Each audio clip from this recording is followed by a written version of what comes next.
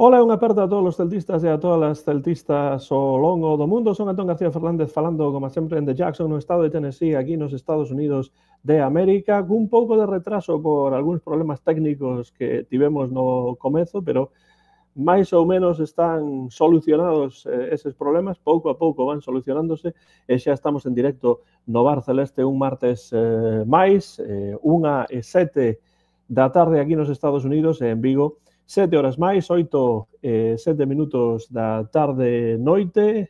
Bueno, hoxe imos falar dunha vitoria do Celta que é importante por moitas razóns. A primeira delas é porque é a primeira vitoria na Liga na casa, xa non se pode dicir que o Celta non gaña ningún partido na casa na primeira volta desta Liga, pero que ademais eses 3 puntos chegaron contra un equipo que en principio era un equipo difícil, un equipo que a min, pois a verdade é que non me gustou demasiado, decepcionoume bastante o Athletic Club de Bilbao, e ademais é importante porque o Celta, grazas a esa vitoria, pois está nunha magnífica posición na táboa, está de feito a un punto do Athletic Club de Bilbao cun partido menos, bueno, oitavos, cando estamos a chegar xa o Ecuador desta tempada 2025-2026. Non estará Fernando, xa sabedes que onte fixemos un bar express así improvisado, ele máis eu, porque Fernando quería participar e non podía hoxe porque está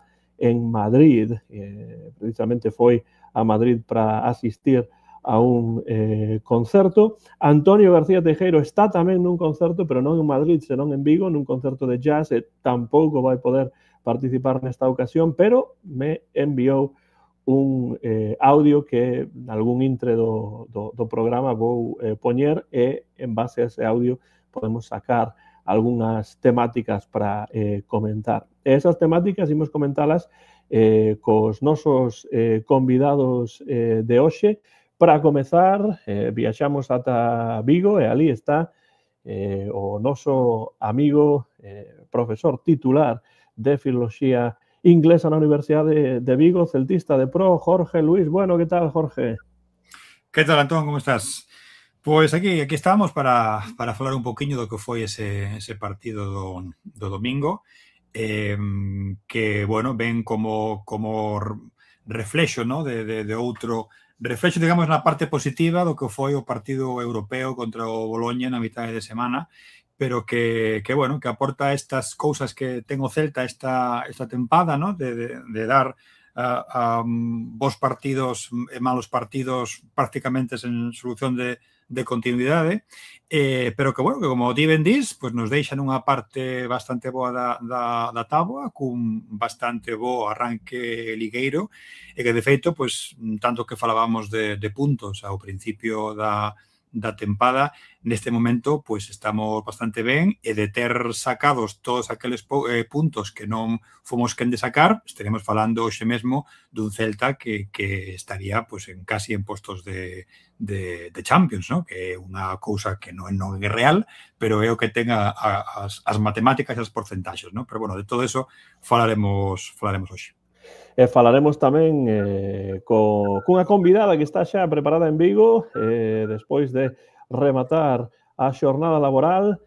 Susi Bugallo, que tal, Susi? Hola a todos, hola a todos los ouvintes, hola Jorge e Antón. Bueno, nada, aquí disposta a comentar a pasada xornada bueno, con outra cara tralo partido europeo, esa primeira victoria na casa despois o pasado domingo en Liga, viu como cairiña do ceo, así que bueno, encarando esta semana dende eses postos, oitavo posto creo que estamos, disfrutando de esa posición na táboa, e bueno, a ver canto dura e a ver como evolucionamos. E completamos os convidados de hoxe que están en Vigo con alguén que xa levaba unhas semanas en pasar polo Bar Celeste, pero que está aquí de volta, o noso bo amigo Mon Catalina. Que tal, Mon? Como vai todo? Que tal? Boa tarde a todos.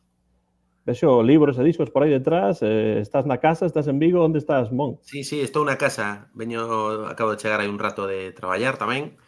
E nada, moi ben, moi encantado moi contento de saudarvos, que efectivamente, como ben diste, había tempo que non me pasaba por aquí e tiña, a verdade, moitas ganas de, bueno, de conversar con vos, de intercambiar sensacións, porque o certo é que este ano hai, bueno, opinións para todos os gustos, non? Afortunadamente a táboa creo que xa despexou algunhas dúbidas, como ben dicía Jorge agora, non? Pois con esa posición máis preto de Europa que do descenso.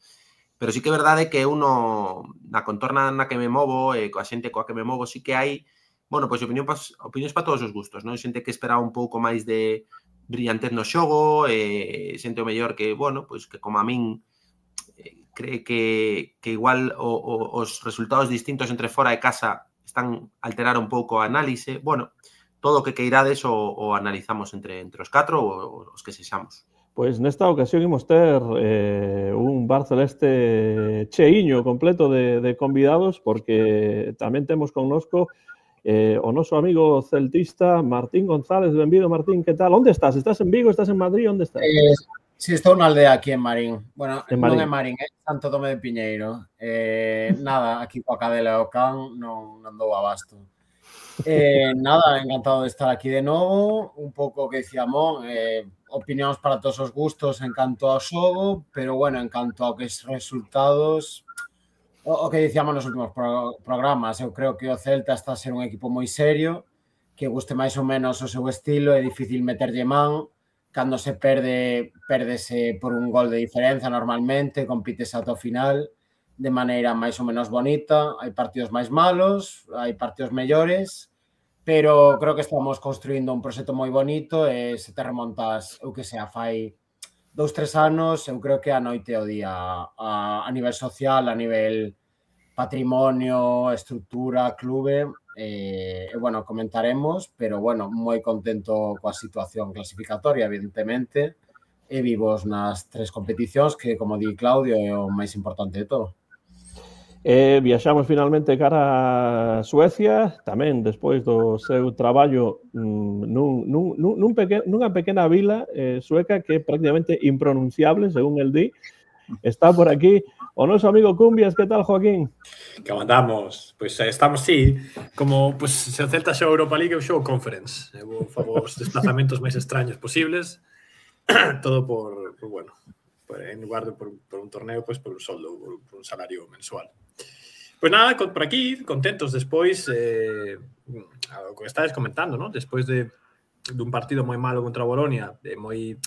Bueno, que creo que foi unha lección de humildade, porque ponnos un pouco no noso sitio. Somos un equipo que está crecendo, un equipo que se valoramos, agora que xa estamos no 16 de decembro, o ano do Celta foi moi positivo, todos os xeitos, vamos en clasificación europea despois de moitos anos, 3 competicións, equipo canteirán, identificación coa afección e todo, pero todavía falta un pouquiño de pozo, non, para competir en Europa, pero bueno, moi contento tras a vitoria contra o Athletic Club, dispostos a falar do partido, a situación de Celta e de que todo o que queirades.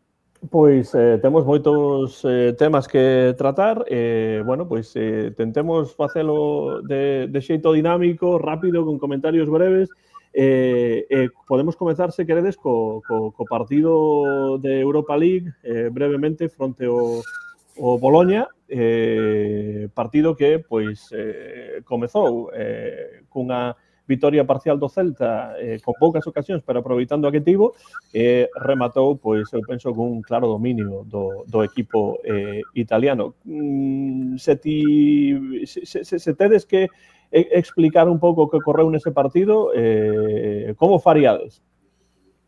Que entre quen decida comezar. Diferencia física, para mí. Absolutamente. Básicamente, sí.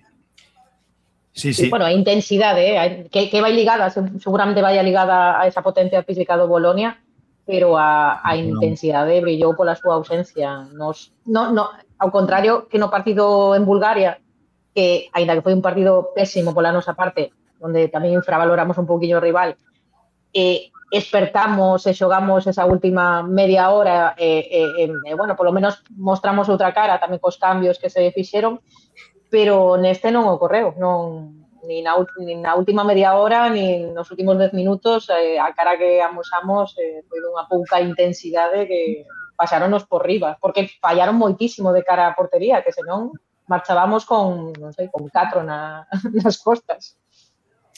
Sí, eso estou de acordo. Penso que o tema da intensidade segue a ser un problema para nós. Cada vez que nos enfrentamos a un equipo que ten ese estilo de xogo, que fai moitísima presión, é capaz de voltar moi rápido, atenaza o noso xogo dunha forma tremenda. Penso que a xogada do gol de Brian foi a única ocasión, a única vez que conseguimos zafarnos un pouquiño desa presión e se fixo ben. Esa, digamos, que tiña que ter sido a tónica de todo o partido, pero claro, era complicado aguantar esa presión.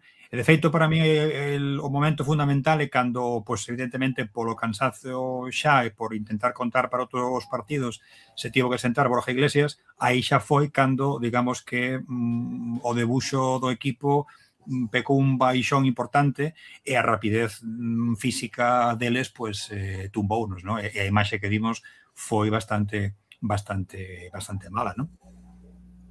Sí, eu creo que foi a primeira cita de verdade con Europa, sí. Porque penso que nin sequera en Stuttgart, onde o Celta creo que non compareceu, houbo tanta diferencia entre os dous equipos, porque o Celta de verdade que en Stuttgart non pareceu, creo que foi probablemente o pior partido da temporada do Celta, en termos europeos seguro, e en termos xerais creo que tamén.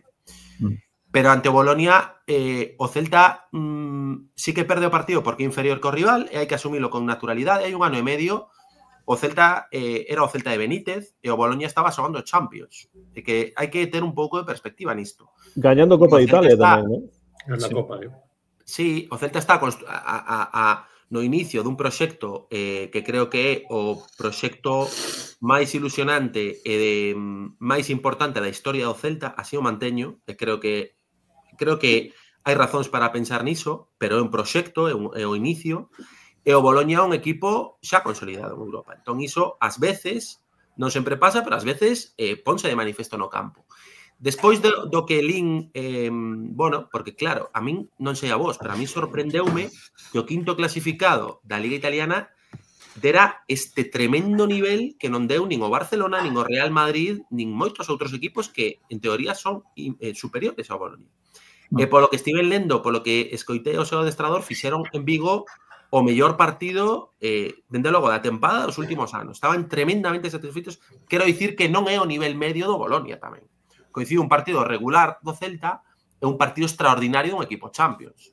E aínda así, a isto é o que sempre trato de facer valer nas miñas opinións, é que o Celta, aínda sendo inferior, aínda unha inferioridade física evidente que todos vimos, o Celta perde o partido en 2 erros individuais. Correcto. O Celta perde o partido porque o competiron ata o final. É que a min é o que me pon a pel de galiña ao Celta. Igual é unha cuestión subxectiva, mesturada con o sentimento que teño por un Celta da casa, un adestrador que me encanta, con Balaidos ateigado, unha visión romántica, o mellor a que teño. Pero encandílame a capacidade competitiva que ten o Celta, que é tremendamente inferior ás veces, porque a calidad do Celta é a que é, pero compite ata o final. Compite sempre, e puido gañar o partido aínda sendo manifestamente inferior ao rival. E creo que iso non o podemos perder, porque iso a medio prazo e a longo prazo estou convencido de que vai nos dar uns réditos extraordinarios. Sí, eso quero puntuar que o Bolonia temos tamén que tener en conta que así como o nivel top da Liga, ¿no? Barça, Madrid, Atlético, sé que compite co nivel de clasificar a Europa en Champions en Italia, hai moito equipo bo ali, hai máis equipos que compiten por a Liga ali en Italia, temos o Atalanta, o Inter, o Milán, o Napoli, a Roma, a Juventus, son moitos equipos de moito nivel. Eu, o medo que teño, presento irme polas ramas porque non é o tema agora, é o baixón que está pegando a Liga. Creo que, claro, a corto prazo pode ser positivo, bueno, pois é máis fácil clasificar para Europa e todo iso, pero teño medo de que cando toque un equipo físico como a Bolonia nunha eliminatoria, falamos do Aston Villa, falamos dun equipo Premier, dun equipo, pois eso, de Stuttgart ou similar e tal, teño medo de que o Celta non teña a experiencia necesaria neste ano para competir ben contra este tipo de equipos. Pero iso hai que miralo en marzo, porque pode ser enganoso a estas alturas. Porque a competición europea, pregunta yo ao Real Madrid, hai que chegar a tope ou ao Paris Saint-Germain o ano pasado, que pasou unhas canutas para pasar a primeira fase e logo arrasou. Entón, coincido contigo, pode ser que a Liga este a cotizar a baixa, é posible. Sobre todo porque a Serie A está fortísima nos últimos anos. É posible que así sexa, pero creo que para ter unha idea fiable temos que esperar un par de meses, porque os equipos teñen as súas planificacións. Sí. É posible que o estado actual dos equipos europeos españois sexa un agora diferente do que atoparemos nos meses. Eu creo que Claudio, o equipo está planificando pico de forma para comezos mediados da segunda volta, a verdade, pareceme. Ainda estamos increscendo, comezamos moi frouxos no apartado físico, no propio podcast íamos comentando, o partido contra o Xetafe, todos os empates viñan dados en gran medida por falla de física, basicamente, do xogador. Entón, eu creo que ten parte de verdade a caída do nivel da Liga, vemos as participacións en Europa de Villarreal, Athletic, o mesmo Athletic, incluso os grandes, non son o que adoitaban ser, pero tamén é verdade que o importante é como remata a competición e non como comeza. Haberá que ver como estamos, intentar pasar da maneira que sexa, rascar o puntiño que nos falta para pasar de grupos. Por iso penso que o partido clave, e despois do que pasou co Boloña outro día, sigo pensando que o partido clave foi o do Ludogorets. Penso que aí non estábamos pensando en aforrar forzas e folgos para o partido de Liga, e penso que eso foi un erro, porque tiñamos moi sinxela, con eses 3 puntos estaríamos máis tranquilos, logo, ainda por riba, o seguinte partido do Español pois se perdeu. Entón, penso que esa semana foi unha mala semana de planificación que logo compensou coa seguinte, que, claro, se nos chegan a decir que de 6 puntos contra o Real Madrid e o Atlético Bilbao íamos a ganar os 6, pois penso que ninguén o diría, non? No, evidentemente. Entón, claro, se compensou desa maneira. E saiu ben, pero foi unha mágoa, porque penso que é verdade que con un punto pues, podemos pasar, claro, xa penso que directamente xa non, eso vai estar moi complexo. No, complicado. Directo xa é moi complicado, pero con esa victoria en Bulgaria o pase directo estaba máis cerca de nós do que o temos agora, que xa é moi inviable, e logo, pois claro, é o que decíades, ¿no? Te toca enfrentarte contra un equipo que este a alza e xa é outra cousa, ¿no? Claro, ademais, en Europa o papel do Celta é tentar clasificarse para a seguinte rolda, xa sexa entre os 8 primeiros ou entre os seguintes. O máis lóxico sería, eu penso, clasificarse entre os seguintes. Por lo tanto, penso que iso sí que sería chegar a un obxectivo pois máis ou menos factible. O dos 8 primeiros, eu realmente nunca o vin tan claro, pero claro, se tivese gañando en Bulgaria estaría máis preto, pero eu penso que o importante é que o Celta chegue a vindeira rolda e despois pues, continúe xogando partidos en Europa e a ver que pasa a partir de aí, claro, porque como dicides, depende de como cheguen os equipos nese momento, ¿no? En Europa iso é moi importante, porque son realmente eliminatorias a dobre partido despois de xogar 8 partidos dunha liguiña, ¿no? Entón, bueno, penso que o Celta perdeu esa oportunidade de afianzarse, ¿no? na clasificación europea. Penso que se complicou un pouco, evidentemente, esa clasificación, pero quedan 2 partidos. Aí é onde hai que competir para ver se o Celta pode entrar ou se, pola contra, vai quedar fora, ¿no? Home, penso que nesa idea de que falabades antes, ¿no? De que un equipo claramente un proxecto, ¿no? Como decía Mon, penso que un proxecto a longo prazo, ¿no? Que se están a sentar unhas bases moi interesantes, ¿no? Eu tamén penso que, bueno, aí logo podemos falar, se queredes, de calé o plantexamento, ¿no? Que a directiva ten na cabeza, que pode non coincidir o plantexamento que ten o propio Claudio e que temos nós. Penso que aí hai un problema, pero sí é verdade que dentro dese plantexamento, ¿no? de equipo en construcción, todo o que fora clasificarse e pasar á seguinte ronda dentro, o sea, mesmo incluso na parte de non pasar directamente, disputar a seguinte eliminatoria xa é un éxito, ¿no? Para un equipo como Celta, ¿no? Un fracaso sería evidentemente non pasar, pero dentro dese premio penso que unha boa vara de medir, ¿no? De onde estamos, pois sería pois pasar a seguinte fase, pasar a fase de liguilla dentro deses grupos que van disputar a seguinte fase e intentar pois xa entrar no apartado de eliminatorias, ¿no? E aí, como decides, dependerá moitísimo de como este a cada equipo nese momento, porque con este formato de agora, que a min gústame por eso, ¿no? Porque non garantiza nada, ¿no? E, de feito, antes comentabades o caso do Paris Saint-Germain, eu, pues, sempre saco o caso do Liverpool, ¿no? Que gañou todo na primeira fase, absolutamente, non perdeu un só partido, chegou co Paris Saint-Germain, fora. No primeiro partido... E pode pasar co Arsenal, non? Pode pasar co Arsenal, pode pasar con calquera, non? Entón, claro, eso dalle tamén algo máis de interese, non? As competicións, penso que está ben, pero tamén son temas de falar cando chegue, non? Fixademos que a min non me gustaba absolutamente nada este novo formato cando o presentaron e agora gústame máis co formato anterior, non? Sí, a mí non me convencía tampouco. Da marxa que pasen cousas e a que cheguen equipos que o mellor noutro formato de grupos pois nunca xamais chegarían, non? Bueno, como mínimo, máis interesante, iso é certo. E como mínimo, pois tivemos, quero decir, o normal é que pasemos, ¿no? Pero tes como mínimo 8 partidos contra diferentes equipos e tal. É interesante tamén ver o Celta nuns anos, pues lembraremos o partido contra Bolonia, o partido con Zagreb, tal. Son partidos especiais. Eu estou de acordo con absoluto que sí que os diría que non é tan importante meterse entre os 8 primeros, con clasificarnos está bien. Eu estou totalmente de acordo con iso, porque eu realmente nunca pensei que o Celta clasificase entre os 8 primeiros. Se chegase a pasar, pois sería magnífico, pero realmente o éxito para min é estar na seguinte rolda.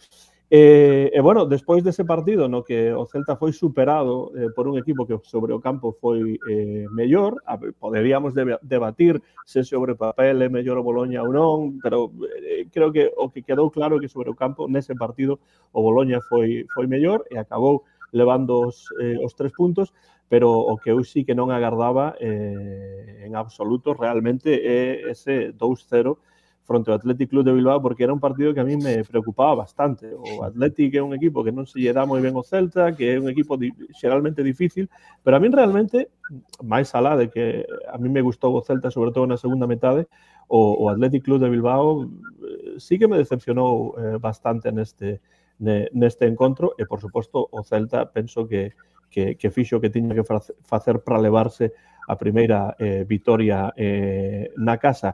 Lectura do partido brevemente e tamén que importancia pode ter dende o voso punto de vista esa primeira vitoria en Liga na casa?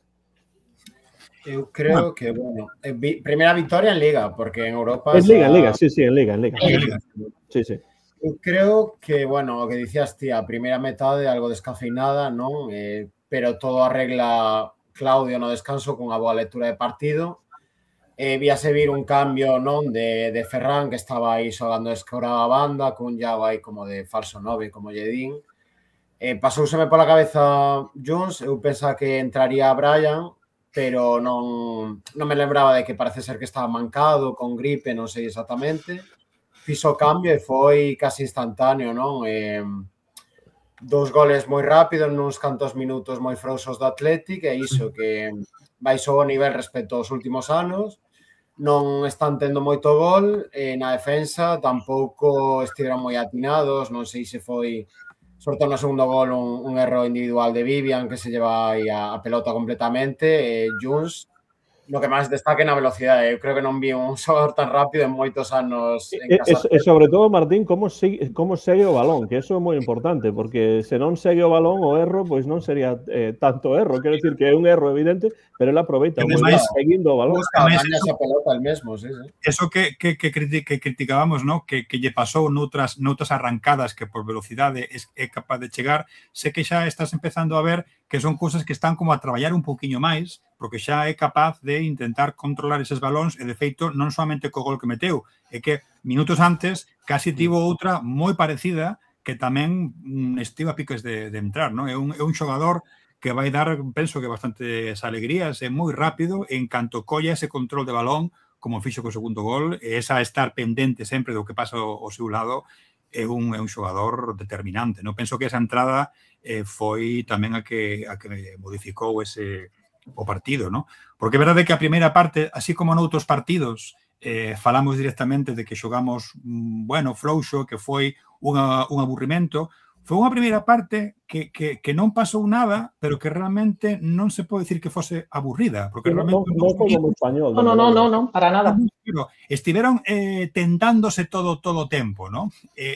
Parecía que calquera erro, calquera arrancada podría dar un gol. Entón estiveron léndose bastante ben, ¿no? Deixando xogar, presionando xusto, pero, bueno, combinando ataques, defensa continua. Foi un partido que non pasou nada, pero sí é verdade que era como unhas táboas, ¿no? Entón aí había que facer algunha cousa. Nesta vez, pues, Claudio gañou claramente a partida táctica, non somente cos cambios, senón con ese cambio que fixo, que procurou pues, que nos fósemos a buscar con máis claridade os goles e a victoria, e o Atleti pues, estivese esperando un pouco a ver se podía arranxar algo que claramente non iba ben. Tiveron algunha ocasión, ese tiro que foi o poste que retumbou en todo o estadio, e salvo ese tiro, un pouco máis fixeron. O penalti, sí, que bueno, mal tirado por parte de Nico, madre mía. Moi mal tirado, penso que non estaba en forma mental, penso que non chegou ben para tirar ese penalti, e aí por Radu estivo pues magnífico, ¿no? Parando iso, ¿no? Entón, si foron, penso que dous partidos completamente distintos, ¿no? Dous tipos de xogo completamente diferentes, e tamén é verdade que eu esperaba máis do Athletic Club, porque, bueno, un equipo que sobre o papel pues tamén ten máis calidade da que amosou outro día en Balaídos, ¿no? Para a nosa vantaxe, que tamén soubemos xogar, ¿no? Con esas deficiencias que amosou o Athletic Club de Bilbao, ¿no? Está xogando así, A ver. Sí, eu vi un par de partidos tamén e non é algo así. Sí, distinto do que estea a facer este ano, non está fino. Eu creo que o Athletic puxo de manifesto o complicado que é levar a cabo un rendemento regular estando metido en 3 competicións, que é o que o que estamos a sufrir nós, bueno, sufrir a disfrutar, mellor dito, nós este ano. O Athletic Club é un equipo, volvemos outra vez ao tema de Bolonia, é un equipo xa consolidado nestas cuestións. E aínda así, ti se revisas o 11 que sacaba Valverde en Vigo, claro, el non é quen de introducir rotacións en postos tan importantes como as que fai Giraldez.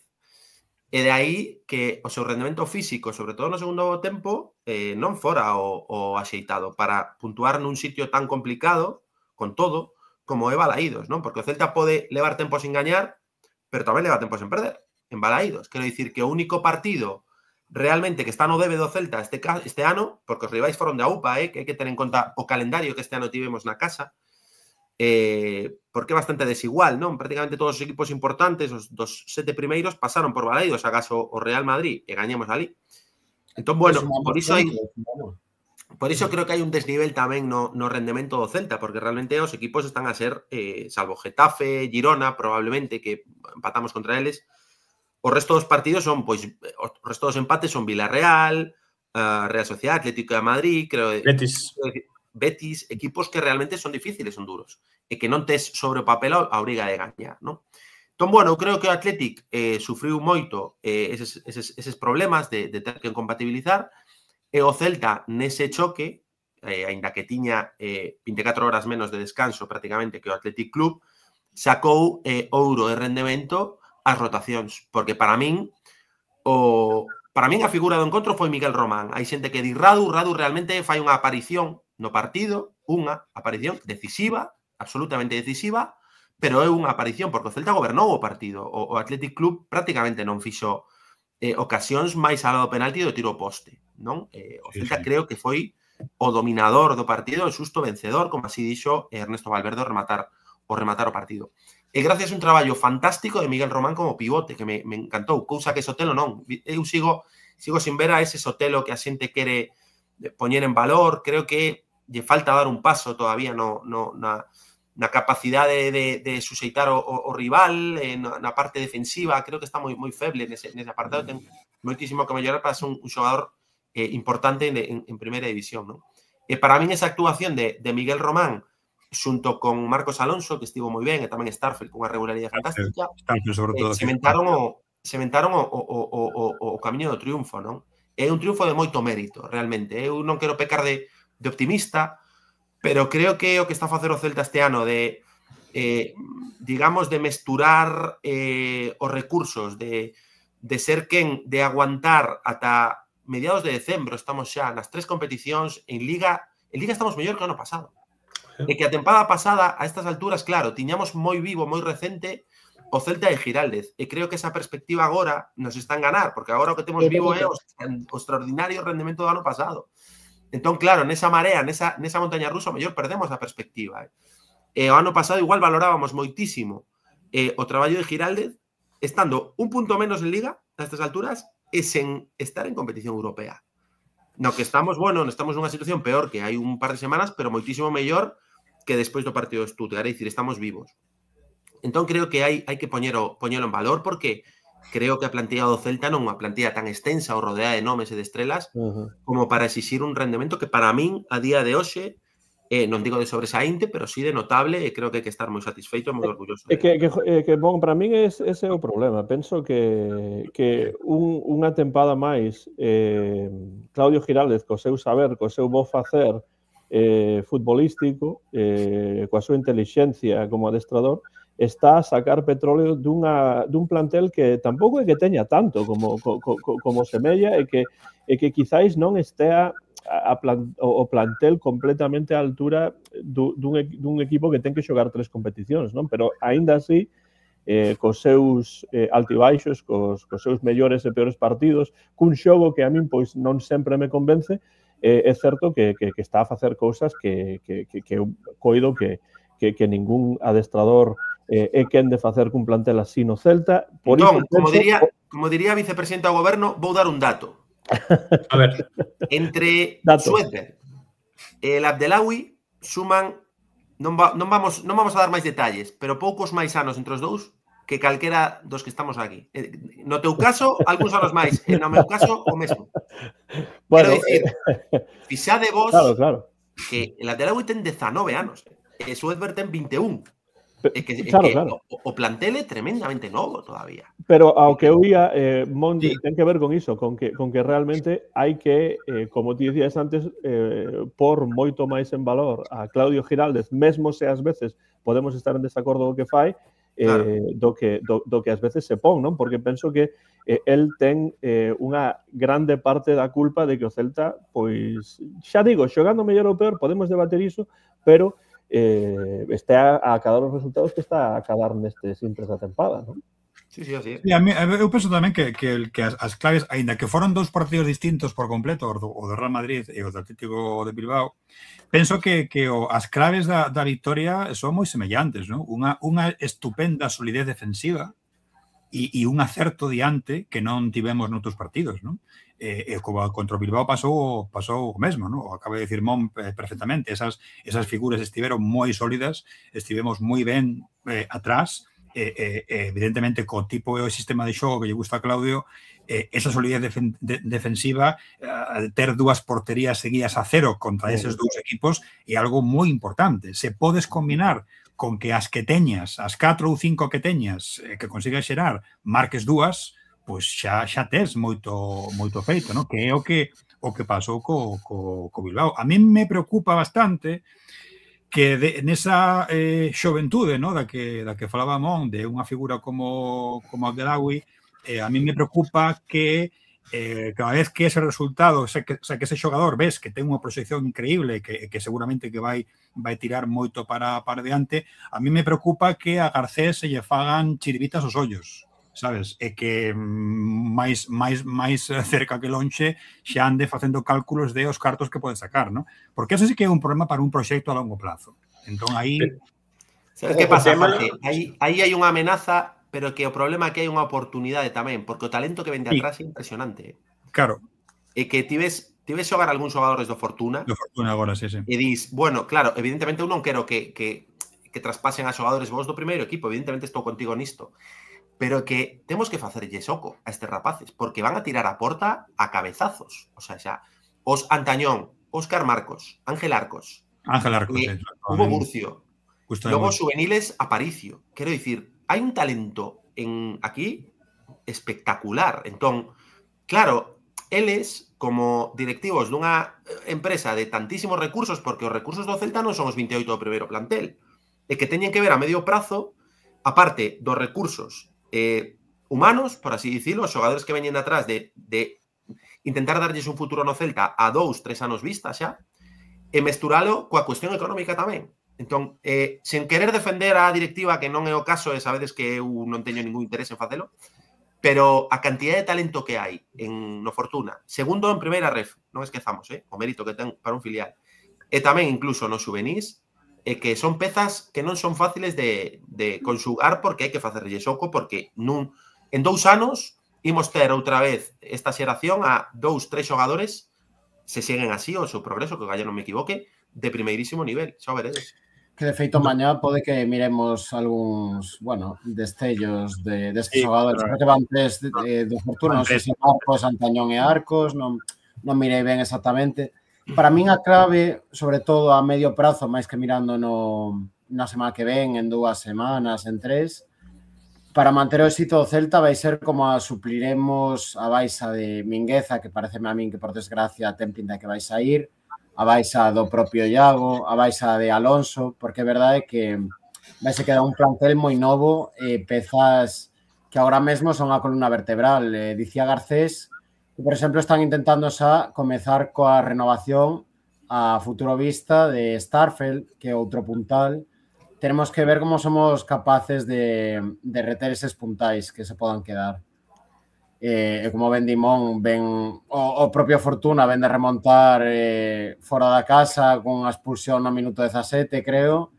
Segue en playoff, creo que non caiu en toda a tempada. Leva unha tempada, pero increíble o que estaba facendo Freddy Álvarez. Haberá que facerlle xoco, é lei de vida. Alguén terá que sair para que outro veña. Xa temos 28 xogadores, máis ou menos, en Dinamarca primeiro equipo. Di o propio Claudio que son moitísimos. Son demasiados. Podemos jugar, pero, bueno, hai que repoñerse diso, é lei de vida. Teño a Mingueza e teño a Garcés tamén aquí na lista de temas para tratar hoxe, así que se queredes concluamos o partido do fronte ao Athletic Club de Bilbao e despois pasamos estes outros temas que son xa máis xerais. Que pasou na segunda metade? É dicir, para vos, cales son as chaves desa... Ademais, por suposto, de 2 goles que chegaron a xiña e que chegaron un despois do outro, e o gol de Abdellaoui a mí pareceume unha verdadeira obra de arte de definición, non? Pero que cambiou na segunda metade desde o vosso punto de vista para que o Celta pois levase o partido cunha aparente sinxeleza, aínda que, bueno, nada é doado no fútbol e na primeira división. Bueno, eu creo que en xeral o partido xa na primeira parte estaba na liña de que cando a presión do Athletic Club baixara un pouco, o Celta estaba movendo ben, sacando ben o balón, tanto no partido do Madrid como no partido do domingo. Temos algúns xogadas de 20-30 segundos do Celta movendo o balón, facendo de xeito brillante. A cuestión era se conseguíamos encontrar o home libre, que solía ser ou Mingueza ou Javi Rueda. Os carrileiros están bastante libres, chegaban bastante, de feito na primeira parte tivemos unha xogada que se chegamos a dar o pase clave no momento oportuno, quedábase Mingueza totalmente só man a man contra Unai Simón. Cando a presión baixou un pouco, máis a entrada un xogador máis rápido como é Jones, máis quizáis, eu coincido con Mon ali, creo que Ilaix aporta bastante máis no centro do campo que Sotelo agora mesmo. Pero eu creo que tamén foi unha mezcla de todo, de atopar o primeiro gol unha incorporación de Javi Rueda, o segundo gol é un erro, pero tamén a xogada que fai Javi, un regate moi interesante, un pase ao espacio e logo Jones atacando o espazo libre tamén. Pois, bueno, podemos decir que a clave estivo nos cambios e tamén pois aproveitar e saber atacar os espacios coa boa saída de balón que ten o Celta, todo o espacio que tiñamos por diante, porque eu pensaba, de feito, que Brian iba a xogar este partido porque é un xogador que en principio aproveita os espazos. Veremos ese rol, pois non queda para para Jones, porque creo que comenté no fai un par de semanas, Jones, non me parece tontería, registrou a terceira maior velocidade de punta da liga, detrás de Mbappé, non lembro quen era o segundo, se era Ratio, o lateral do Era alguén do Elche, creo. non sei, igual non estaba nin Mbappé, se que era Ratio, que é un xogador tamén rapidísimo, e Abdelawi era o terceiro. En cambio de ritmo, eso velocidade de punta, en cambio de ritmo, había tempo, claro, os máis novos do lugar non o lembrarán. Bueno, Héctor Turdó, non sei se o lembrades. Claro, son a bumerada xa. Mario Turdo? Lembroume, sí, Mario Turdó. Mario Turdo. O gol contra o Atlético é un cambio de ritmo brutal. É que Vivian non é un tipo especialmente lento. En canto controla mal, está morto.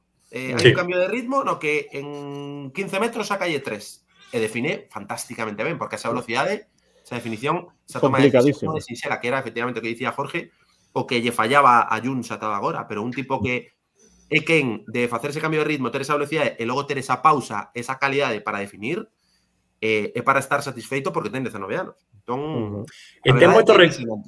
ten recursos, Jones. Mellorou moito o ano pasado, xa. Sí. Ten recursos, ten cosas moi interesantes en regate, controls, desmarques. Era cuestión de tempo, porque a xente estaba un poquinho desilusionada con Abdelawi. É hora das que pensaba que moi novo, era cuestión de darle tempo, minutos no primeiro equipo para que collese, para que podese xuntar esa velocidade con ese control de balón, con esa definición de cara a portería, estábamos algo. Agora mesmo. Eu coincido contigo, eu tampouco agardaba, Por lo que decíades, que non solamente velocidade, senón que o que decía Joaquín, que penso que ten recursos abondo para facer moitas cousas. Entón, un xogador que apunta a ser un xogador moi completo, ¿no? Que xa o está a ser, penso que está no seu momento, ¿no? Que se continúa por ese camino, ten moitísimos recursos, é un xogador que te pode dar moito en calquera momento que o saque. E fixadevos que non era titular indiscutible no Fortuna. Para que vexamos o nivel que hai por abaixo, porque este home era máis ben suplente no Fortuna, non xogaba sempre, un xogador de rotación. Non, chegou para empezar a fajarse, ¿no? Por así decir, non tiña garantida a posición. Sabedes, estaba pensando, cando falabades da xente que venden de atrás, do plantel e todo, para mí o xogador, o único xogador que non debemos vender de ningún concepto, porque os demais todos son especiais, ya o Aspas, o mellor xogador da historia do Celta, o que querades. Pero para mí hai 2 xogadores que non poden estar no mercado, son Radut e Starfelt. Os 2 perfis. O sea, non o temos en canteira, non facía moitos anos que non tiñamos un central tan solvente por arriba.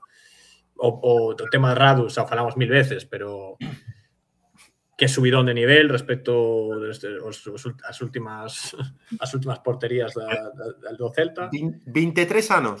Eso é fundamental porque non temos iso. Eso saiu ben, ¿no? Saiu ben.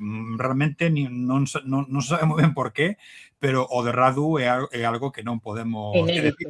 Sigo pensando que é un pouco curto, ¿no? Que tiñamos que ter algunha outra opción de recambio por si acaso, porque calquera problema que teña xa estamos todos tremendo, ¿no? Pero é verdade que tanto esa posición como Starfelt son 2 posicións que hai que amarrar, ¿no? Por exemplo, coméntase moito, non? Da non renovación de Beltrán e tal, sendo un xogador histórico do Celta, non? Top 10 de partidos e tal. Eu non creo que vaya a renovar. Non creo que teñamos que o Celta a dirección deportiva, porque basicamente, claro, non sabemos nada do que está pedindo e tal, non quero comentar nada, pero eu creo que hai poucos xogadores que sexan sí ou sí imprescindibles no Celta.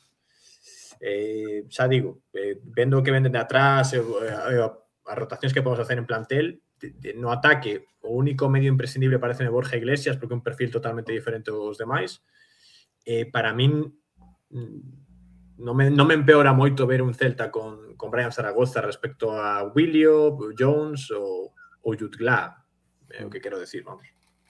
Sí, bueno, hai que indicar antes de que digades máis que Radu realmente ten 28 anos, como di aí en absoluto, naceu no ano 1997.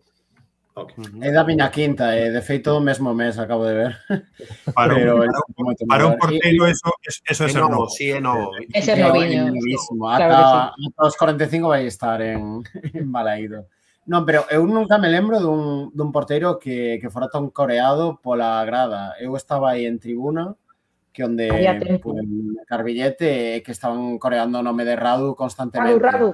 Mesmo ao rematar o partido, o único que se escuchaba é increíble. Conseguiu facer unha boa conexión con Balaídos, iso é fundamental, ¿no?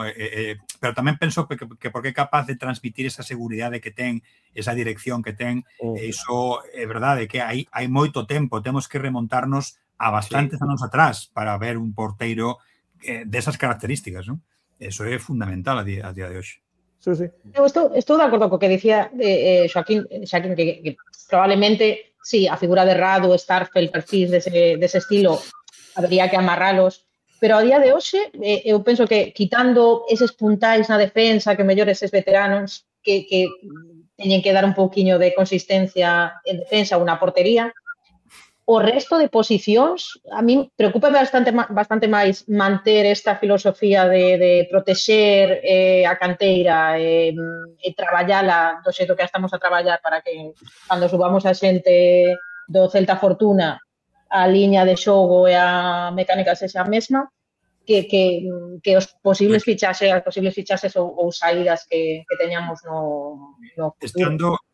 Estando de acordo como estou con vos, con esa filosofía, eu penso que é preciso, ¿no? que ter pues moi boa xente que estemos sacando na canteira e no Fortuna para poder facerlle soco e que estean aí. Tamén é verdade que ás veces tes unha sensación como de decir, joder, é que si en 2-3 anos poidésemos manter certas calidades que despuntan, é que estaríamos falando de ter un proxecto para intentar ter un equipo a un máximo nivel, que o mellor non o podemos ter moito tempo, que o mellor 2-3 anos, non? Pero penso que o Celta a día de hoxe nunca intentou facer iso, non? Tamén é unha mágoa, non? Que cando ves xogadores dese tipo que estás construindo, que están funcionando, que a primeira de cambio, eu entendo os temas económicos, pero é unha mágoa non decir, hostia, vamos a ver se un par de anos podemos mantelos e ver que pasa, non? Ver se podemos facer o esforzo económico. Para ver que pasa, non? Esa é a diferencia entre o Athletic Club e o Celta. Claro, pero é que sí, pero non é comparable. Non se fixo. O presuposto non é o mesmo. No, por suposto. Claro, imaginadevos un Celta como o de agora con Gabri Veiga e Fer López por diante do medio del campo. Claro. Que dicimos, non, que Claudio está sendo un pouco máis timorato este ano, claro, pero que temos para último pase? É que é lóxico que se está molando, pero só dando un bloque máis baixo. Pero eso estou a falar. Quero decir, con este Celta e eses dos xogadores que mencionas, é que estábamos falando de outra cousa. Entón, claro, nunca damos oportunidade e tamén entendo que o mellor non foi o momento porque non había cartos, porque había moito que pagar, por que te queiras, non? Pero ten que chegar un momento onde unha vez que resolvas iso, teñas un plantexamento de a ver se podo facer algunha cousa máis, non? Pero fíjate, Jorge, mesmo claro, o caso Fer López, Gabri Veiga, que están traspasados entre os dous, creo que son máis de 40 millóns de euros, que para o Celta é unha barbaridade. Pero ímonos a un caso un pouquiño máis a medio camino. O que non pode suceder tampouco é o caso de Alfon. Alfon é un xogador que ofreceu un rendemento, ainda que agora en Sevilla non estea triunfando, polos motivos que sexan. Un xogador que ofreceu un rendemento extraordinario e que este ano estou convencido que rendería tamén, e deixou 0 euros no peto. Iso é un erro de planificación. Estou convencido de que o Celta é consciente que tivo. Totalmente. Entón, iso vai pasar este ano con Fran Beltrán, é probable que pase. Ou con Óscar Mingueza. Estamos a repetir erros que realmente, dende o punto de vista deportivo... Non sería o mesmo caso o de Beltrán ou de Mingueza, por exemplo. Bueno, pero dende o punto de vista deportivo non o sei, pero dende o punto de vista económico, o feito de ter un xogador de tantísimo mercado como Mingueza, o feito de que poida xa un de xaneiro negociar por irse sen deixar un duro no Celta, para min, creo que non é un exemplo de boa planificación deportiva, porque hai outros equipos que sacan pastizais por xogadores por medianía.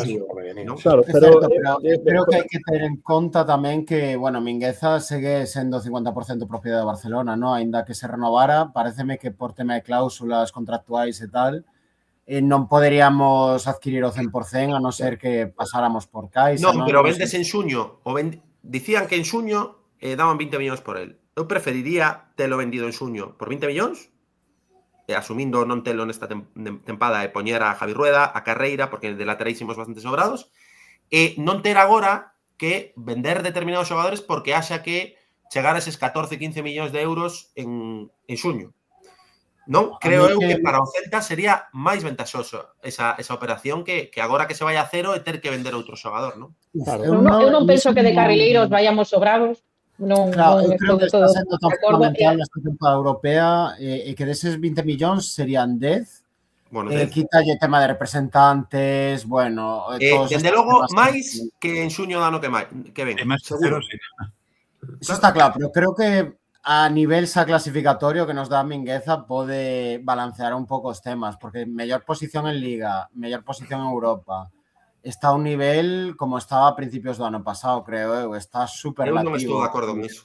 Eu tampouco, realmente. Eu estou con Martín. Estou na senda, non, Antón? Se queres sacar tema Mingueza a palestra. Sí, de feito, xa que falades de Mingueza, pois falemos un pouco máis de Mingueza. Parece vos Mingueza un desses xogadores que realmente aportan tanto ao Celta e que realmente son imprescindibles, que imos botalo de menos e que como semella pois non vai continuar, ou pensades que é un xogador que é facilmente reemplazable no Real Club Celta de Vigo? Que pensades sobre Mingueza e a súa situación e como pode deixar o de orfo o equipo se non continúa, como semella que non vai continuar? Para mí, perdón. No, disculpa, ia decir que a mí parece un xogador de medio campo para adiante e de medio campo para atrás. O que che dá en ataque, que é moito, ao meu parecer, quitacho en defensa, que me parece un terrible. Claro que ese é o problema. Para mí, Mingueza... Sí. Son unha frase, quero decir. Logo, para mí, Mingueza é o tipo do Celta con mellor último pase da plantel. Estou de acordo, sí. Xa está. Sí, é que eso é certo. Sí. Pero o problema é que ese que temos dous Mingueza, non? E ese é o problema, que a falta de regularidade, non, nesas dúas vertientes, claro, eu sempre digo que o que Mingueza te dá, Mingueza cho quita, non?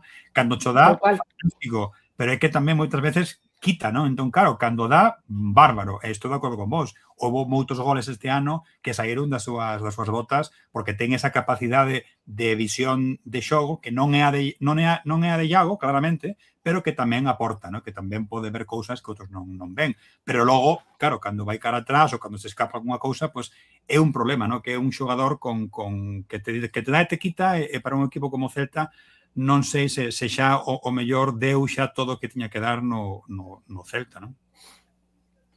Eu coincido con Jorge plenamente. Creo que, bueno, pois é Jekyll e Hyde a vez, non?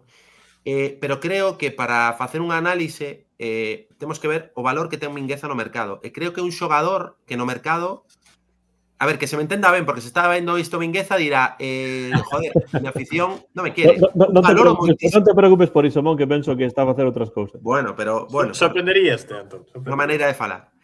Pero eu valoro moito a capacidade que ten Mingueza nese último paso, nese último pase, nesa última liña, nese ataque que dicíades. Claro que o valoro, pareceme un moi bo xogador. Con balón. Sen balón, non, evidentemente. Dicindo que é un bo xogador, creo que se me pon en riba da mesa a uns cantos xogadores e me din, como me van dicir en xuño, elixe un destes xogadores para traspasar este ano, e Mingueza fora un deles que tivera mercado que puidera deixar pasta, que o dramático creo que é o feito de que non teñamos esa posibilidade, non o feito de que Mingueza se vaya ou non, senón que se vaya por 0 euros. Pero se tiveramos a posibilidade de sacar diñeiro por él, para min sería un dos primeiros que poría na lista. Porque creo que é máis fácil de reemplazar a un xogador como Mingueza a través do equilibrio, un xogador que o mellor non se dea tanto en ataque, pero que sexa máis sólido na defensa, que non arrisque en determinados pases, que non perda balóns sinxelos, que lle custe tantísimo replegar ás veces e defender. Este tipo de cousas que vemos todos, non? Creo que é moito máis difícil reemplazar a un Mingueza que o mellor desfacernos pois dun Williot Schwedberg que ten un potencial brutal por diante, ou mesmo dun Younes El Abdelawi, ou dun xogador como Ilaix, que está dando cousas que no medio centro non dan a outros xogadores. Entón, creo que no mercado é máis sinxelo cubrir os ocos que poida deixar dentro do punto de vista da calidade Mingueza a través dun lateral pois máis convencional ou mesmo tirando da casa, porque eu creo que sí que o posto de lateral é un posto ben cuberto no Celta, baixo o meu punto de vista. Hai outros postos como o media punta ou enlace que é moito máis problemático, incluso un xogador das características de Borja Iglesias para non depender tanto do Panda, non? Entón, dende o punto de vista da análise, en conclusión, eu diría que é un xogador, que é un bo xogador, non quero dicir con isto, non unha crítica ao 100% de Mingueza, pero creo que é un xogador que ten determinadas carencias que restan moitísimo ao Celta como para pensar que é imprescindible. Eu creo que Mingueza, sendo un bo xogador, en absoluto é un xogador dos imprescindibles. Eu estou de acordo en que non é imprescindible, pero que pasa? Tamén o esquema de Claudio pareceme que minimiza bastante as súas debilidades. Que en outro equipo dun escalón máis superior pode que sufra máis Mingueza e que se lle faga un pouco de noite. Todo depende do que traian, porque temos moita falta de último pase, o que dicía Saquín antes. Claro, marcha Mingueza, claro que non é imprescindible, pero, por exemplo, xa perdimos a Fer López, non trouxemos un recambio 1-1, digamos, non? Neste mercado estival. Se traen unha figura media punta ou centrocampista creativa, algo do estilo que supla esa calidade con balón, esa visión de xogo, sobre todo, pareceríame ben, en absoluto, pareceme imprescindible, estou de acordo con Mon en iso, pero, ainda con todo, pareceme moi importante e das figuras principais dos que nos trouxo a Europa, basicamente, o ano pasado. Pareceme un dos grandes artífices, con Alfon, con Iago, con mesmo Borja. A min pareceme mellor Carreira. Digo bolo coa man no corazón. Me parece mellor lateral Carreira que Mingueza. O Carreira da tempada pasada. Porque o Carreira desta tempada é non sei, dependendo do partido, en defensa, desde logo que mil veces mellor que Mingueza. Pero a mí, por exemplo, dame a Javi Rueda. A día de hoxe, eu penso que Javi Rueda, en canto a rendemento e a traballo no campo, é incansable. E aparte, está a demostrar que tamén ten pegada, ten capacidade de último pase. Non de filtrar balóns entre liñas como pode facer Mingueza, que iso ten unha visión de xogo moitísimo máis ampla que calquera dos que estábamos a falar, nin Carreira, nin Javi Rueda. Pero sí penso que Javi Rueda está a render moi por encima de Carreira, por exemplo, que a mí esta temporada, a mí encántame Carreira, pero non acabo de ver esta... Javi Rueda é máis profundo, chega máis a liña de fondo. O partido que fixo contra Bilbao, o Rueda foi estupendo. Quero dicir, cando lle un partido así... É que son tres perfis moi diferentes, é moi complicado. Javi Rueda é un lateral de liña de fondo que... Permíteme, eu creo que se Javi Rueda eu poñería ao centrar 4 horas ao día, porque menudo centros mete as veces. É para chegar sin balón, Javi Rueda, para chegar, non para estar. Carreira con balón, se vos fixades, é un xogador moi fiable, Para mí, sí. A mí Carreira pareceme o máis seleccionable de aquí a futuro na selección. Ao mellor Columpio, quitando vos, pareceme moi bo e moi sólido. Para mí... Cando estás en mellor nivel, para mí non é neste intre o seu mellor momento. Pois eu quero decir que para min o de máis nivel, o único que podería xogar un equipo moi bo, pareceme Mingueza. Porque parece un lateral de equipo grande, no sentido de boa saída de balón, non tens que defender tantas veces atrás. Quero decir, Mingueza, o problema é que no un contra extremos rápidos non chega. Claro, pero entón xa non pode xogar nun equipo grande. No, pero depende, porque tes coberturas de equipo grande tamén. Quero dicir, por exemplo, Alexander Arnold no Liverpool era un xogador que en defensa deixaba moito, que xa, pero quen estaba ali? Virgil. Claro, Virgil, con todos os respetos a Manu Fernández, non está ao nivel de Virgil van Dijk, de momento. Non sei que pensades vos, pero eu, aparte, escoitando a Mingueza, que sempre di que el quere xogar no centro do campo, eu poñería o de media punta. Temos falta desa persoa que dé ese último pase. É terrible en defensa. Proba a metelo, non sei, un poquinho máis A centrado. Rafa Benítez le gusta ese comentario. Oficio de nombrado. Sí. Antón, Sí, de unha feito pregunta. era unha posibilidade. Que pasa? Que Claudio, que con balón somos tan profundos e xogamos dun xeito de querer darlle tanta importancia ao balón que ás veces para min somos demasiado fundamentalistas, porque eu cando está paseando o balón pola área pequena poñome dos nervios, pero bueno. Sí, claro, claro. Eso es algo que no, penso que non entendemos ningún, ¿no? Claro, pero bueno, asumo que forma parte do universo Claudio. Correcto, correcto. Estou Home, disposto... eu asumo iso, pero tamén digo un patapunta Correcto, Winter non correcto, pasaría pero nada, ¿no? como forma parte do universo Claudio, eu estou disposto a mercalo, porque creo que no pack hai que compralo todo. Claro, ao final, o lateral, que é o que sae con balón, é determinante, porque no sistema Claudio un lateral ten tanto balón como noutros equipos un interior dereito, por exemplo. Mingueza está moitísimas veces cando saímos ben, cando temos unha boa salida, en situación de último pase, porque cando nos presionan nesa chamada fase 3 que chama Claudio en bloque alto, cando saímos da primeira presión e saímos polo lateral e polo lateral de Mingueza, temos prácticamente un 4 contra 4, un 5 contra 5, e aí é onde é determinante Mingueza. Noutros equipos, claro, é máis determinante en medio campo porque non xogan desa maneira, pero no caso de Claudio sí que con balón o lateral pode xenerar con calidade moitas superioridades. Creo que había pregunta de Joaquín. Sí, Antón, a ti que sé que a ti gustache moito mollarte nestes temas. Se tiras que ordenar a Mingueza, Carreira, Rueda e Franco Cervi? Franco Cervi. No, último na coña. Dos tres. Cervi, claramente. Claro. Franco Cervi all the way. Entre os tres? Franco Cervi e os demais. Entre os tres, entre Mingueza, Rueda e Carreira. Sí. Complicado, Son perfis moi diferentes, sí. Non é fácil. Pois mira, o que digo hoxe, non sei o que diría a semana vindeira, pero o que diría hoxe sería de 3-2-1, diría Rueda, Mingueza, Carreira. Rueda, Mingueza, Carreira. Sí. Okay. O sea, Carreira número 1, Rueda segundo, segundo Mingueza, terceiro Rueda. É o que me ven a cabeza neste intre. Non sei se alguén máis quere facer o ranking.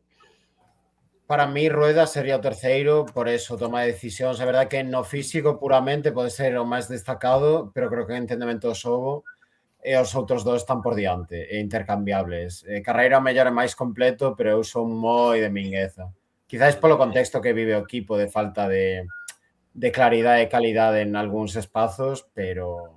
A mí Mingueza é o que pasa que me desespera bastante, non? Porque fai cosas moi ben, pero que despois, por exemplo, no partido fronte ao Athletic, moi ben en defensa, pero despois nas entregas terrible en moitas ocasións. Sí, ¿no? comete berros, sí. Un xogador para mí bastante irregular que se desconecta, efectivamente, é algo que a mí non me gusta. Parece un tipo con unha calidade excepcional, partindo diso, pero claro, despois o que aporte, pues, para mí non está tan claro. Xa sei que hai xente pues, que dirá que estou tolo por isto, pero é como eu vexo Sí, dicilo, dicilo non é unha crítica. Quero dicir que o feito de que Mingueza lle custe replegar, a ver, ten sentido un xogador para ter lucidez a hora de dar un pase, ten que ter algo de respiro físico. Entón non podemos pedirlle a Mingueza que sexa quen de chegar para arriba, para baixo, e logo poñer un pase perfecto. Porque claro. Calquera que xogar ao fútbol 5 minutos sabe que mentalmente é moi complicado. Tes que ter unha capacidade física mínima para poder ter unha toma de decisión aseada co balón. Pero non é unha crítica a él, nin de falta de compromiso, nin de falta de físico, nin non, porque para arriba o tipo corre que é unha pasada, e cando está centrado, defende ben. Pero claro, digamos que a súa virtude é a vez o seu defecto, non? É un xogador que para asumir as virtudes temos que asumir os seus defectos e viceversa, non? É o que hai, é un perfil moi particular.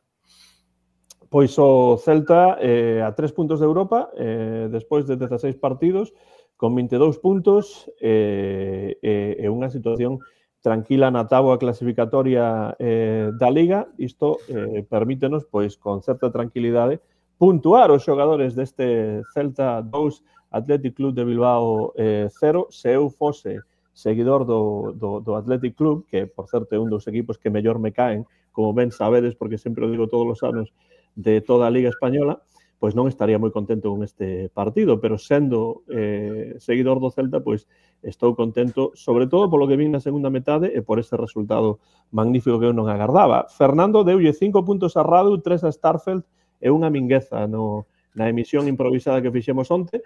Hai alguén que se atreve a dar as súas puntuacións deste partido? 1, 3 e 5.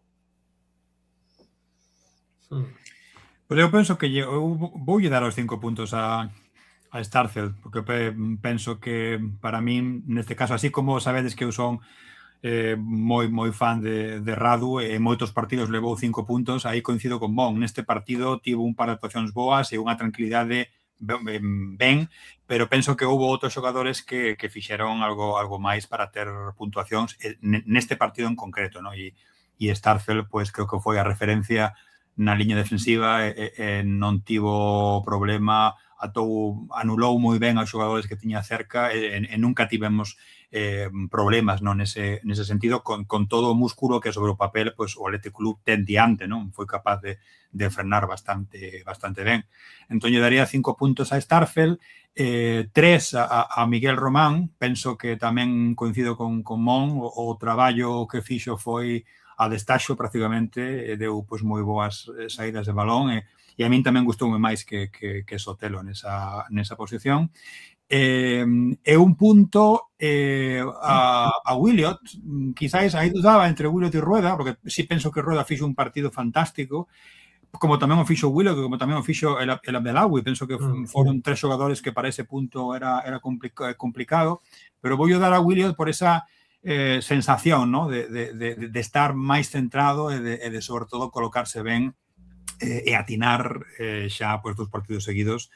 Penso que vai cara adiante, ¿no? Sempre falábamos ao principio da tempada que tiña que ser pues, esta tempada, este ano, o ano da explosión de Williot e de Ilaish.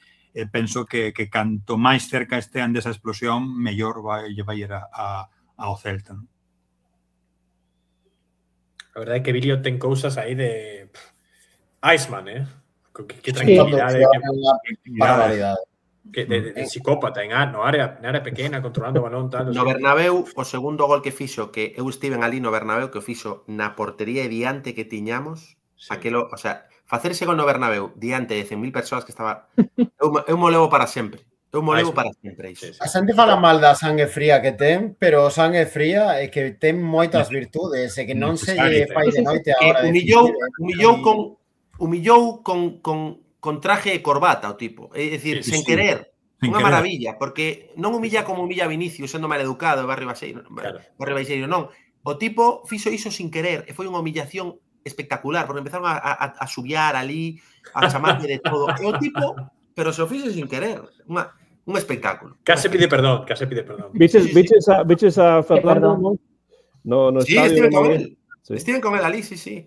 Sí, ali cheguei a grado, primeiro que vin é a Fer, ali. Nada, saudámonos e, bueno, non esperábamos, evidentemente, o que ali sucedeu. E a verdade é que foi unha experiencia fantástica, un campo de fútbol impresionante, por dentro, o Bernabéu unha pasada. E a verdade é que o público estivo sensacional e o partido foi unha maravilla. Susi, tes puntuación xa ou non? Sí, eu voulle dar un punto a Williot, porque tanto polo partido, polo gol do outro día, como polo momento, pola trayectoria que está a levar, creo que é un momento fantástico.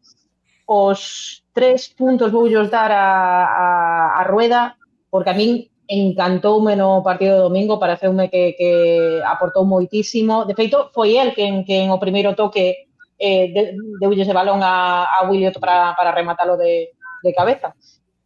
E os 5 puntos coincido coas opinións sobre Miguel Román, porque pareceume un partido maravilloso o que fixo. Pero sí que discrepo, porque a mí Sotelo non me disgustou, e esta dupla que non sei se era inédita, non sei se xogaran os dous xuntos nesa posición noutro partido, pero a mí sí gustou, me pareceume que aportou, deulle un pouquiño de contundencia en defensa a que nos dá Beltrán ou Moriba, pero sí que aportou frescura, máis balóns entre liñas, boas saídas de balón. A mí non me disgustou o Sotelo, botaba o de menos un pouquiño, pero si Miguel Román pareceume o mellor do partido. Pois 5 puntos entón para Miguel Román. Falta aínda Mon e Joaquín. A ver, que Jorge. No, Jorge xa ten. Mon e Joaquín. Pois mira, eu creo que, claro, como a súa actuación o ano pasado, a súa regularidade ano pasado foi tan espectacular, creo que, claro, o listón que temos de Marcos Alonso é enorme, pero creo que unha parte do éxito do Celta está a ser a recuperación máis ou menos do nivel de Marcos Alonso do ano pasado. E creo que contra o Atlético estivemos, se non ao nivel do ano pasado, moi preto dese Marcos Alonso de mandando con balón, aportando seguridade, moi expeditivo en xogo aéreo xunto con Starfel, que creo que estiveron os dous a un nivel moi alto. Pero como en Starfel últimamente máis habitual, creo que voulle dar ese punto, esperando que manteña ese nivel, porque creo que necesitamos moitísimo a Marcos Alonso.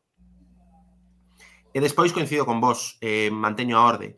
Estaba dubidando entre Junsel Abdelawi, porque foi moi determinante esa saída do noruegués, pero creo que é xusto poñer diante, efectivamente, a Javi Rueda, porque foi determinante para crear peligro na banda, e sobre todo nos dous goles, porque efectivamente a primeira unha asistencia limpa e difícil de dar a Williot, e na segunda, ainda que logo hai un erro de Vivian, o provoca él con esa saída, con esa potencia moi característica, porque segue, e a partir de aí se desencadea ese huracán, el Abdelawi, non? No 2-0.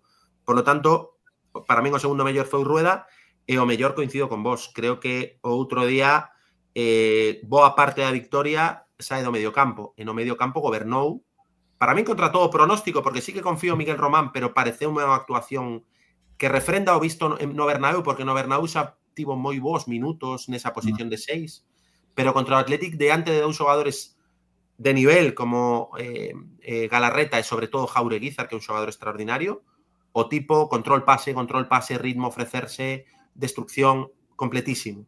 Me parece unha noticia, a noticia do partido me parece a irrupción de Miguel Román, porque nos dá unhas alternativas extraordinarias de aquí ao medio prazo. Pois, bueno, vou eu e despois Joaquín, rematamos. Falta Martín tamén. Eu non votei. Porque é que non tiña o nome, aquí está, no, estou dormido, realmente estou dormido. Non sei que pasa aquí. Bueno, vou eu e despois vou os dous. Eu vou darlle un punto a Jones porque, bueno, simplemente por ese gol, esa definición, pois, magnífico, e fixo un partido. Penso que sí que cambiou un pouco o partido a súa actuación na segunda metade. Un puntiño para él, 3 para Miguel Román. Para min o mellor do partido foi Rueda, así que voulle dar 5 puntos a Rueda. Martín ou Joaquín, xa que me esquecía de Martín, pois que vaya Martín primeiro. Mellor esquecer, porque vou ser un pouco insusto, pero sí que, por exemplo, voulle dar un puntiño a Román. Pareceme con Ilaix o mellor centrocampista que temos, pareceme moi completo, mellor físicamente agora mesmo que a Damián ou Sotelo. Gústame moito Román. Está sendo regular, a verdade é que non lle recordo un partido nefasto, a verdade. Leva pouco creo que vai comezar a ser máis fixo aí no 11. Veño de mercado no Fantasy. 3 puntos para Rueda. E barato, E barato, eso. Sí, non, ni medio millón. É que 5 para Jones pareceme moitos. Quizáis 3 para Jones e 5 para Rueda. Porque Jones, é verdade que leva unha boa progresión, non ten nada que ver co xogador que era fai medio ano, pouco máis. Refrenda, bueno, as boas sensacións dos últimos partidos, este estreu con esa volea maravillosa en Europa.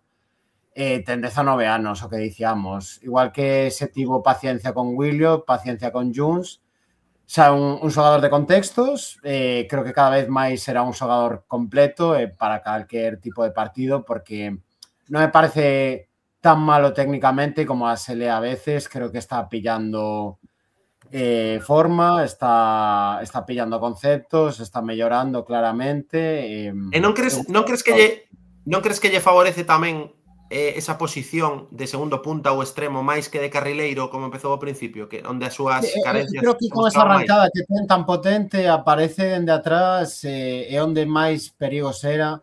Por exemplo, o que comentábamos do segundo gol, é unha xogada que se busca el realmente, non é que estivera aí a bola en ningures. Sí que é un xogador sorpresivo, mesmo de punta, pareceme que Claudio o podía ver dependendo do partido, pero, bueno, eu creo que vai seguilo utilizando aí como se fai con Hugo Álvarez, que xoga en todo frente a ataque. Pareceme que, dependendo do contexto, vai xogar nunha posición ou noutra. E que iso é moi positivo tamén, que non se sepa ainda por onde tirar. Pareceme un diamante en bruto, a verdade. Falase moito de Tadeo Allende, de que está rompendo máximo goleador nos playoffs da MLS e tal, pero eu creo que tendo a Junts, que é un perfil, bueno, máis ou menos similar, eu creo que vai terminar sendo bastante mellor. O raparigo, sinceramente, non vexo sentido de recuperar a Tadeo. Non vai voltar. A Tadeo ahora mismo hai que vendelo, hai que pechar. O que pasa que, bueno, xa tamén comentaba Garcés que non está moi de acordo na oferta que o Inter de Miami está facendo, ¿no? Pero penso que eso hai que vendelo. A ver se pusa con River e tal, clubes de Latinoamérica, pode ser, que suban o máximo posible. El Celta tasou Allende en 12 millóns. Fan ben en comezar nun prezo de saída alto. E a ver se é o máximo posible. A verdade que fixo boa, pero... Hai que tocar a porta da Premier, 20 goles en MLS, dame 30 millóns por Allende. Claro, bueno, un dos problemas da MLS é esa idea do salary cap, que non poden pagar máis que un certo número de millóns, pero, bueno, eso é unha cuestión de negociar e xa está. Tamén di Rubén Loma, a venda de Luca de la Torre está tamén moi avanzada, porque os San Diego Earthquakes, San Diego ou San José? No, pero o San Diego cree que non o quere. Pareceme que son outros equipos da MLS. Son outros equipos, porque... o que dicía é que non querían mantelo, pero que hai outros equipos que, efectivamente, como dicides... De feito, a semana pasada se falaba de que claro, aínda lle quedaba contrato co Celta, se voltaba, era un problema, ¿no? Se queres liberar fichas para intentarte outra cosa, e agora mesmo sí, parece que hai máis equipos na MLS que están interesados por él, e tamén sería outra venda pues rápida, ¿no? Rapidísima. Sí, pero nos darán unha bolsa de balóns e as gracias. É un par de chaveros, pode. Pero, bueno, temas das fichas, polo menos libramos, porque iba a voltar Luca, esas somos, eu que sei, 29, non pode ser, hai que ir liberando. No, hai que seguramente sabedes que a dicha ata xaneiro vai ser a posible volta de Fer López. Eso vai estar aí roneando la porta antes. Está complicado, É que nesa posición temos 8 xogadores para 3 postos en ataque. Tenemos a Brian, tenemos a Bilio, tenemos a Pablo Durán, tenemos a Borja, Aspas, Jones... Pero susto dese perfil non. É curioso. Claro, exactamente, pero é que o falamos antes, non?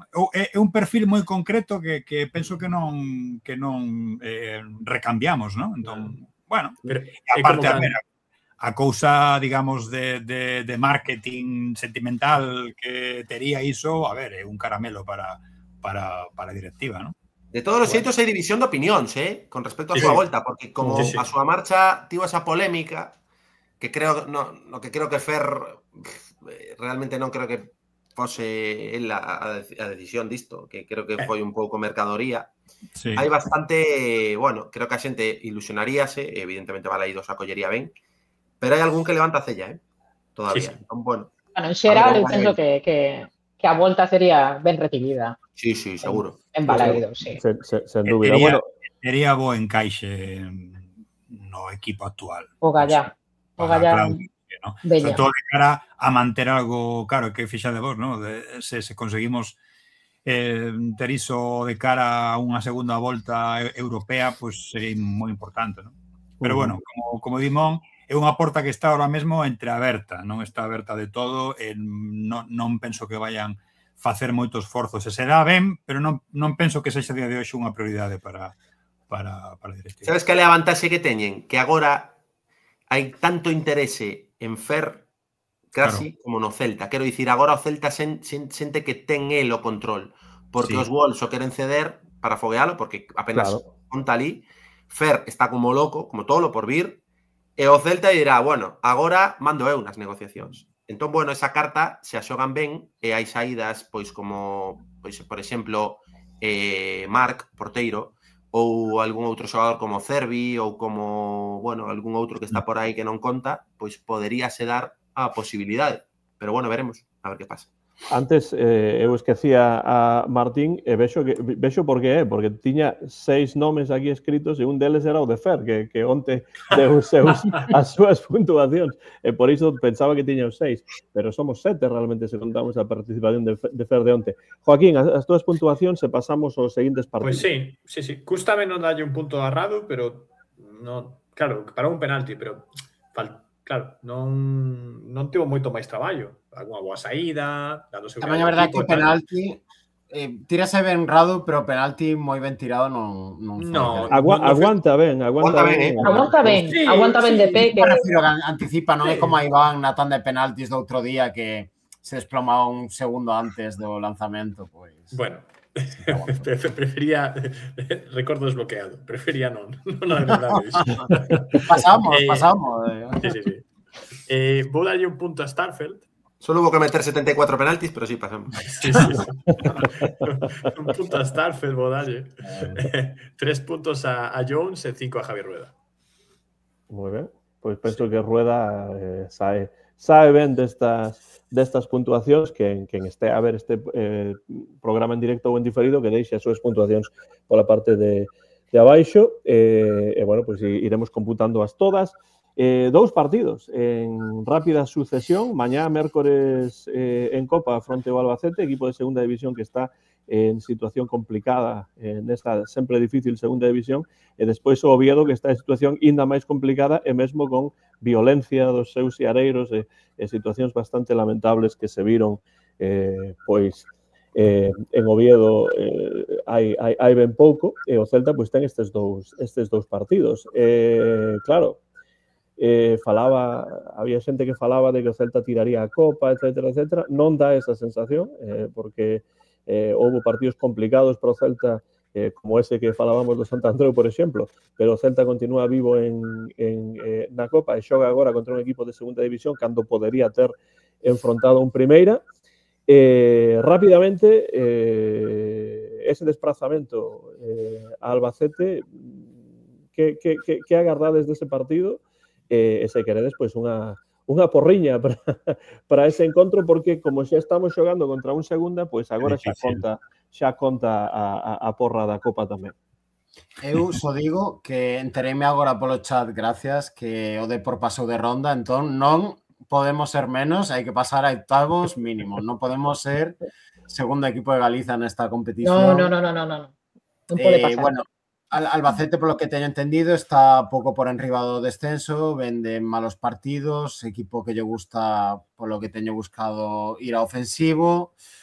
Van ter bastante rotacións, parece ser, porque non van moi ben en segunda división.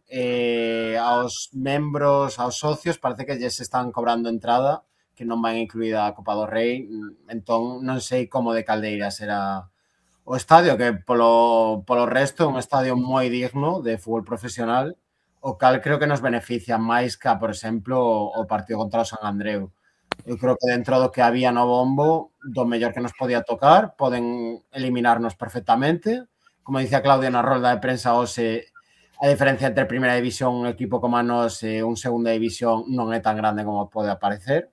É partido único, ademais, pero eu de cara creo que vamos pasar. Ao mellor pintanos a cara, pero parece unha situación ideal, entre comillas, para o que a ronda. Eu vexo máis asequible este partido que o partido contra o San Andreu. Por campo, por estadio, ese campo tan pequeniño coa xente prácticamente metida na liña de fondo, non creo que o Celta. Por certo, Susana, miraches San Andreu xa clube irmán, porque creo que fixeron moita difusión do gol de Suedberg no Bernabéu e tal. Como que pusieron un chío. Sí. Estive a ver, sí, porque... Cadme ben. Puxeron un chío no que sí. dicían que o campo Sí, que Santander era máis complicado que o Bernabéu porque ali Exacto. levaron 20 penaltis. Puxeron o resultado, o 1-1 no campo do San Andreu e o 0-2 no Bernabéu, dicindo... Non todos os equipos son capaces de aguantar 100 minutos. Eso é. Exacto. Sí. Certo. Eu penso vou dar que un contra o dato. Albacete vai ser máis asequible. Un dato, Eu vou dar- dicíades por aí? Sí, que digo que vou dar outro dato, non teño os datos. A última vez que xogamos co Albacete en Copa do Rei, chegamos á final. Eso foi o que dixo a miña sogra outro día, que son... Que foi no 94 ou no... No 94, sí, señor. No 94. A final de Alejo, sí. Gañáramos 4-0 en Balaídos e logo perderamos 4-1 ali en Sí, sí. Carlos Belmonte. Lembro ter visto o partido co meu avó Antonio. Sí. Sí. Giraldez dicía Santón que, bueno, descartar a Copa. Giraldez non é Víctor Fernández. Giraldez non descarta nada. No, eu falaba do que moita xente dicía. A mí me parece que iso é fundamental, porque ese concepto de tirar a Copa, calquera partido, competir sempre é bo para o teu equipo. Claro. Ademais, que mensaxe lle mandas aos teus xogadores? Que mensaxe de ambición lle No, mandas? o que eu dicía é que había xente que pensaba que como o Celta non tiña plantel para esas 3 competicións, pois que a Copa estaría aí pois en segundo plano, non? Non semella que sexa esa a situación. En dúbida, pero é que ao final hai que pensar que estes torneos, claro, ao final, se te toca o Madrid, pois que che eliminen a ti, non o tires ti. Porque tamén hai un factor que é o sorteo, que é determinante. Quero dicir, ti se tes a oportunidade de ir pasando roldas, en oitavos de final se toca un equipo de segunda, o Deportivo, que sería un equipo duro polo derbi tal e cual, pero un equipo de segunda división, no que ti sabes como favorito. Te pones en cuartos de final, que en cuartos de final haxa un equipo tipo Elche, tipo tal. Semifinais, sen ter eliminado... Non, tipo Elche non. Bueno, tipo... Ollo co Elche esta tempada. Elche en Balaídos, creo que firmaríamos en cuartos de final. Elche en Balaídos, ou, non sei, ia dicir Mallorca caeu hoxe. Un equipo de media táboa, que che pode caer en cuartos de final, en Balaídos, que tes esa sorte. Plántaste en semifinais sen demasiada carga de partidos. O Celta creo que é un equipo que ten que aspirar a iso, agora que estamos oitavos na Liga. Se estamos abaixo co Girona, o primeiro que diría ollo coa Liga sería eu. Pero caramba, se lograches, froito do teu esforzo, do teu traballo, do teu talento, conseguir estar aseado na Liga, é que temos que ir a buscar as oportunidades onde poder disfrutar dunha temporada inesquecible, como foi Manchester, como foi esas tempadas que todos lembramos, non? Co Alavés en semifinais de Copa, co Sevilla en semifinal de Copa, as tempadas do 2001-94. Creo que o Celta ten que permitirse intentar ser rico por un día, non? E esas oportunidades non van vir a través da Liga, van vir a través dos torneos do CAO. Entón non podemos... Para min é máis importante o partido de mañá que o partido que vimos de xogar contra o Athletic Club, digo co man no peito. Ainda que xogamos contra o Albacete. Eu vou estar máis nervioso mañán do que estiven o domingo, porque a Copa do Rei é a débeda. E precisamos... creo que todos ter un desplazamento a unha final outra vez, porque o Celta creo que ten unha débeda cos títulos. É o equipo máis grande de España que non ten títulos. O equipo máis grande de España que non ten títulos é o Celta. Entón hai que resolver esa cuestión, por lo menos antes de que morramos nos. Creo que temos o adestrador perfecto, porque se algo ten Giraldez é que podemos estar no minuto 87 que non tira o partido e saca 3 dianteiros, porque non ten máis na bancada, porque non ten máis cambios, que se pode ir fora. Sempre deixan desolado a Intertoto, coño, que ese título non ten ninguén. Sí, certo, non o ten ninguén. Bueno, non sei ti, pero a Intertoto non a celebrei moito. Pero un título, pese ao que diga a xente. No, título sí que é máis título oficial, pero é certo que a Copa é ese título que todos agardamos que algún día, algunha tempada ocorra, pois antes de que xa non esteamos aquí para velo, non? Porque, dende logo, se hai un torneo que o Celta pode gañar ou ten máis posibilidades de gañar, pois é a Copa. Non crees que é máis probable... Bueno, ten razón Mon, co que dice a partido único, pero tamén ten un risco. Pero se fósemos un equipo... porque, por exemplo, eu recordo Sevilla hinchándose a ganar Europa Leagues ou UEFAs, e non gañou tantas copas. Quero dicir, se fósemos... Pareceme máis difícil a... É máis difícil a Copa do Rei, Por eso, por eso. O formato asegurado actual, Claro. Sí, sí. con Real Madrid Quero o decir Barça. que sí, que todos agarramos ao momento dun gran título do Celta de Vigo, pero se temos a sorte de ser un equipo co este proxecto de Claudio, de xogar a Europa, xa non digo 5 anos como fixo Real, non? Pero 3 anos, así, ter un pouco de experiencia en Europa, vexo máis probabilidade de tocar metal nese lado que na Copa. É que eu creo que el non o di, pero eu percibo, non sei se compartís comigo, pero que Claudio, o torneo co que vai ir con todo, vai ser a Europa League. Eu creo que el prioriza... Dá sensación, sí. Unha vez que na Liga estás estable, entre o 8º e o 15º, 16º, el ten claro que vai ir con todo a pola Europa League. Eu creo que o seu plantexamento é ese. El estaba desexando ter aire na Liga para ir con todo. Por iso un amago o partido de Bulgaria, ¿no? Claro, Un amago, así. Pero aí estábamos un un pouco dividosos na Liga e pasou factura tamén. Claro, aí o que te decía, o sea, ti pensas que o plantexamento de Bulgaria tivo que ver que non se encontraba aínda coa tranquilidade que ele pensaba que había que ter. Sí, eu creo que por unha banda iso e por outra banda que infravalorou o rival. Sí, dende logo. E teño que dicir unha cousa, contaba con chegar igualado no segundo tempo, sabes? Tivemos ocasións, vamos, para un partido normal, sen erros en defensa, gañamos un 4. O sea, sí, pero tardamos en despertar e empezar a xerar. No, mérito. Tardamos 3 goles en despertar, realmente. A ver, ese partido, sen sinalar, sen ánimo de sinalar, porque é novo, pero ese partido tirou Manu Fernández. Ese partido foi un absolutamente desastre individual, porque regalamos 2 goles. Sí. Diría que 3, pero 2 de Manu Fernández, claramente. No, 2 claramente. Un accidente. Sí. Sin eses 2 erros, o resultado máis normal tiña sido ese, un 4 perfectamente co que vimos no campo, ¿no? Encontráronse con 3 goles que, se repite o partido, moi improbable que marcasen tan mal. Aquela ocasión de Ilaix, non sei se lembrades. Se entra ese balón de Ilaix, aínda co 3-0 en contra, eu creo que levantábamos o partido. Sí. Pero bueno, un accidente como hai tantos ao cabo da tempada, que estamos en situación de resolverse, gañamos o que di Antonio, dicía antes, notase o que di Mon do tema de que se prioriza Europa, se ve esa portería, que nunha competición vai Iván, en outra vai Radu. Exactamente. Notase, por exemplo, a alineación. Pasa unos por encima o Bolonia outro día.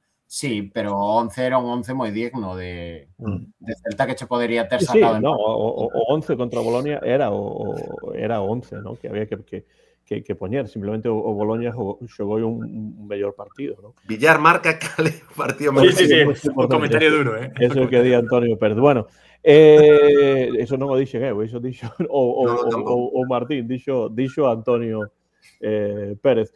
Eu digo 0-2 no partido fronte ao Albacete, goles de Jutgla e de Brian. Brian creo que non vai, ou vai na convocatoria. Creo que ten gripe. Ten gripe, bueno. Pensa Claudio que está Radu, Brian, alguén máis con gripe. Pero ten gripe ou ten gripe por non posar na foto outro día?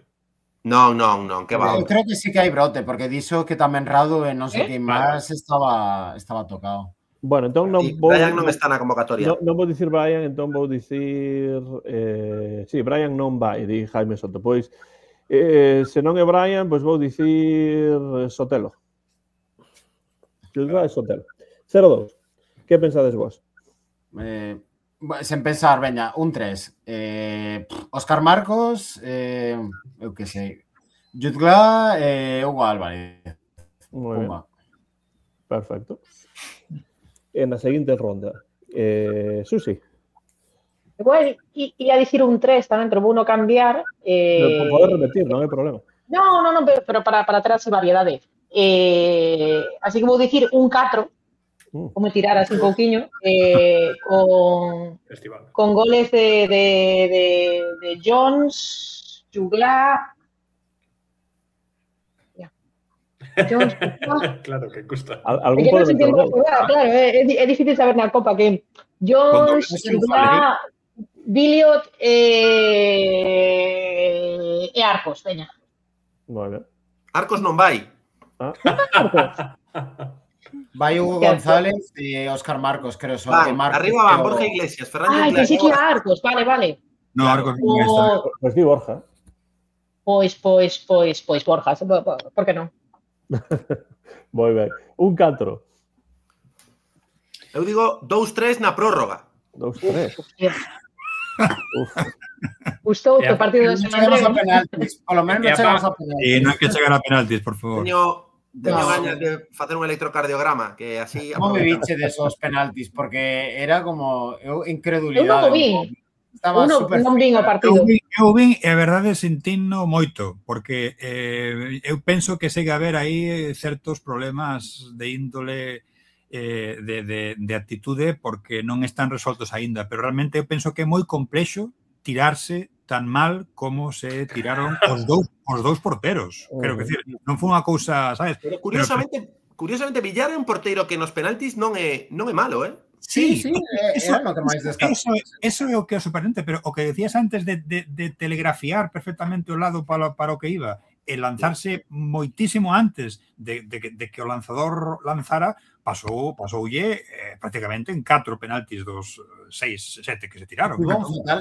O tema é que tampouco estivo mal, creo eu, no que era o partido normal, non fixo un mal partido, por eso digo eu, que a mí sorprendeume moito o cambio psicolóxico que tivo co tema dos penaltis. Eu penso que estaba pensando xa que ia andarlle por todos os lados antes de comezar e non aí ten unha cousa que traballar, non, de xeito psicolóxico. Eu co gol do Reus eu apaguei e voltei os penaltis. Cando marcaron eu apaguei a tele. O Santo Andreu. Sí, eu non o vin porque tiña traballo, entón non entereime do resultado finalmente, pero creo que é máis pouco difícil seguilo co mítico flash score ou así que en persoa. Eu póñome moito máis nervioso vendo os penaltis como en diferido, sabe? É como, guau. Eu o pasei realmente mal. Pasalo mal un partido contra Sant Andreu, en fin. Ás veces 2-3, Mon, quen marca eses goles? 2-3, pois mira, Hugo Sotelo, Hugo Álvarez e Hugo González. Veña, triple Hugo. Ostras, Hugo, claro. Moi ben. Moi ben, perfecto. Jorge, Joaquín. Pois eu digo un 2. Un 2. Un 2. Veña. E marca? E marca Williot e el Abdelawi, veña. Williot e Jones el Abdelawi e Joaquín, que podes, por suposto, repetir. 0-2, Jutgla, Hugo Álvarez. Moi ben, Jutgla e Hugo Álvarez. Entón, o Celta pasaría a seguinte rolda como Deportivo que gañou o Mallorca no minuto 85, marcou un gol para gañar un 0 e pasar a seguinte rolda tamén. E finalmente, pois, o partido do Oviedo, porque é un equipo Oviedo que está en moi mala situación despois de subir a primeira división despois de moito tempo. Realmente as cousas non están a sair, os números e o xogo pois non están a callar. Eu realmente vin algún partido do Oviedo e non me gusta nada como xoga, realmente é un equipo bastante feble, con moitos problemas de defensa. Aí tamén penso que se ve a importancia que ten o tema da planificación. Claro. Coa tempada que fixeron cara ao ascenso, ou a temporada pasada, aí había un adestrador que tiña unhas certas ideas, pero o problema que ten tamén é que aí pues, primaron outros intereses de xeito económico e tamén foron moi impacientes, porque realmente cando votaron a Paunovic aínda non estaban en postos problemáticos. Competía ben, E competía ben, quero dicir, perdía, empataba, pero competía ben, porque Paunovic creo que era un adestrador perfecto para ese equipo que tiña. Tamén é verdade que lle quitaron 2, 3 xogadores, 4, que foron importantes o ano pasado, e non houbo, digamos, recambios de interese, non? E logo xa entraron na dinámica pues, de contratar a xente que, a ver, tiras a Paunovic e contratas a Carrión, unha persoa que non ten gañado un só partido en primeira división, pues, é unha cousa bastante lamentable. E agora marchas sen gañar e vas buscar o adestrador do Valladolid que está décimo ou un décimo. Así, pero só porque unha cousa porque creo que o Valladolid é tamén propiedade do mesmo grupo mexicano que ten a propiedade do Oviedo. Entón, aí foron, digamos, unha especie de intercambio de cromos raro por non buscar unha persoa de garantías, non? E penso que, vamos, un querer baixar, non? Porque eso non é unha dinámica, non? para nós penso que chegamos en un momento que pode ser interesante para pues, levar unha victoria fora da casa, ¿no? Que serían 3 puntos importantes. Non sei que tipo de... É moi complexo saber que tipo de partido pode plantexar o Oviedo con a situación na que se topa nesta semana perfectamente, non? E nós pues, chegamos cara arriba, coas ideas algo máis claras, e pode ser un partido interesante se non se envenena, sabes? Porque un partido que pode envenenarse bastante sinxelamente... Falaban mesmo de partido de alto risco, non? Pola situación coas Seareiros e a afección, etc. Sí. Oviedo non xoga a Copa, non? Xa está fora, non? Non, está fora. Eliminou uno o Ourense. De verdade. Na primeira. A ver, este é o típico partido que todos os factores parecen a favor e que Don Real Club Celta de Vigo soe perder 2-0 ou 3-0. Nos gusta resucitar mortos. Claro. Sí. Entón, bueno, hai que tomalo. Creo que vai ser un partido tamén no que imos xogar, non diría na casa, pero vai haber un desplazamento moi masivo, porque está sendo moi complicado conseguir entrada, cousa que é increíble. Vayas a onde vayas. De feito, eu participei nos 2 sorteos, non saí ningún dos 2, e ao final pois, van a ir os meus fillos e que van a ir cun primo meu que está ali, pero van, claro, non van. Porque ademais, Jorge, estas raíces son asturianas. Sí, o que pasa que ao final é unha cousa carísima. Fer creo que me dixo que casi tivo que pagar. Sí, vai, pero pagou como 160 euros por unha entrada. Porque non vai a grada visitante, vai a grada local. Fer é traveling Celta, está viaxando por todo o país. Pero 160 pavos por ir al Tartiere, ojo, con Ibérico e... Con cachopo e sidra. Cachopo incluído. Hai unhas cantas caixas de discos de jazz que eu compraría con 160 euros, pero bueno. Totalmente, pero que... Eu creo que están descendidos a saber cando é a próxima vez que podemos voltar. Unha mágoa, porque eu teño moito colega do Oviedo, están xa resignados. Sacó a primeira destitución de Mister. Sí. Bueno, non sei como descendidos están os Wolves. Eles ainda non. Ainda teñen opcións. Quero dar un dato. Ainda incluso os Wolves están pensando en que, bueno, se en xaneiro traemos a Dama Traoré, o mellor... A ver. Foi Secuña Os Wolves non están tan descendidos como Sheffield Wednesday no Championship, pero están bastante descendidos. Están aí. Son firmes candidatos, ¿no? Quero dar un dato para que confiemos. Levamos 2 porterías a 0 contra o Madrid o Athletic Club. Oviedo marcou 7 goles en Liga. Precisamente por eso. El peligro está aí. Claro. Bueno, más datos a favor, más grande va a ser la Celtada. Claro. Entón, hat-trick. É que a Celtada de turno é o que ameaza o que poida pasar. E pode marcar unha falta cazorla destas así, sabes? Entón, claro. Sí. Eterno, Santi. Sí. Bueno, é que o que pase o resultado do partido contra o Albacete pode marcar un pouquiño tamén a mentalidade que le vemos despois do desplazamento tamén. Non se confían, porque cada vez que nos confiamos, apañamos. Levamos un pau contra o Bolonia e xogamos moi ben contra o Atlético. Firmamos gañar en Albacete e perder ali? Non. Firmo perder no Tartiere e gañar en Albacete. ¿Sí? A iso me refiro. Iso que quería decir, Mon. Palmar en Oviedo. Eu prefiro palmar en Oviedo, non me parece problemático perder ese partido, non querería perdelo, pero pasará a oitavos. Eu tamén coincido contigo. Sí, eu tamén coincido.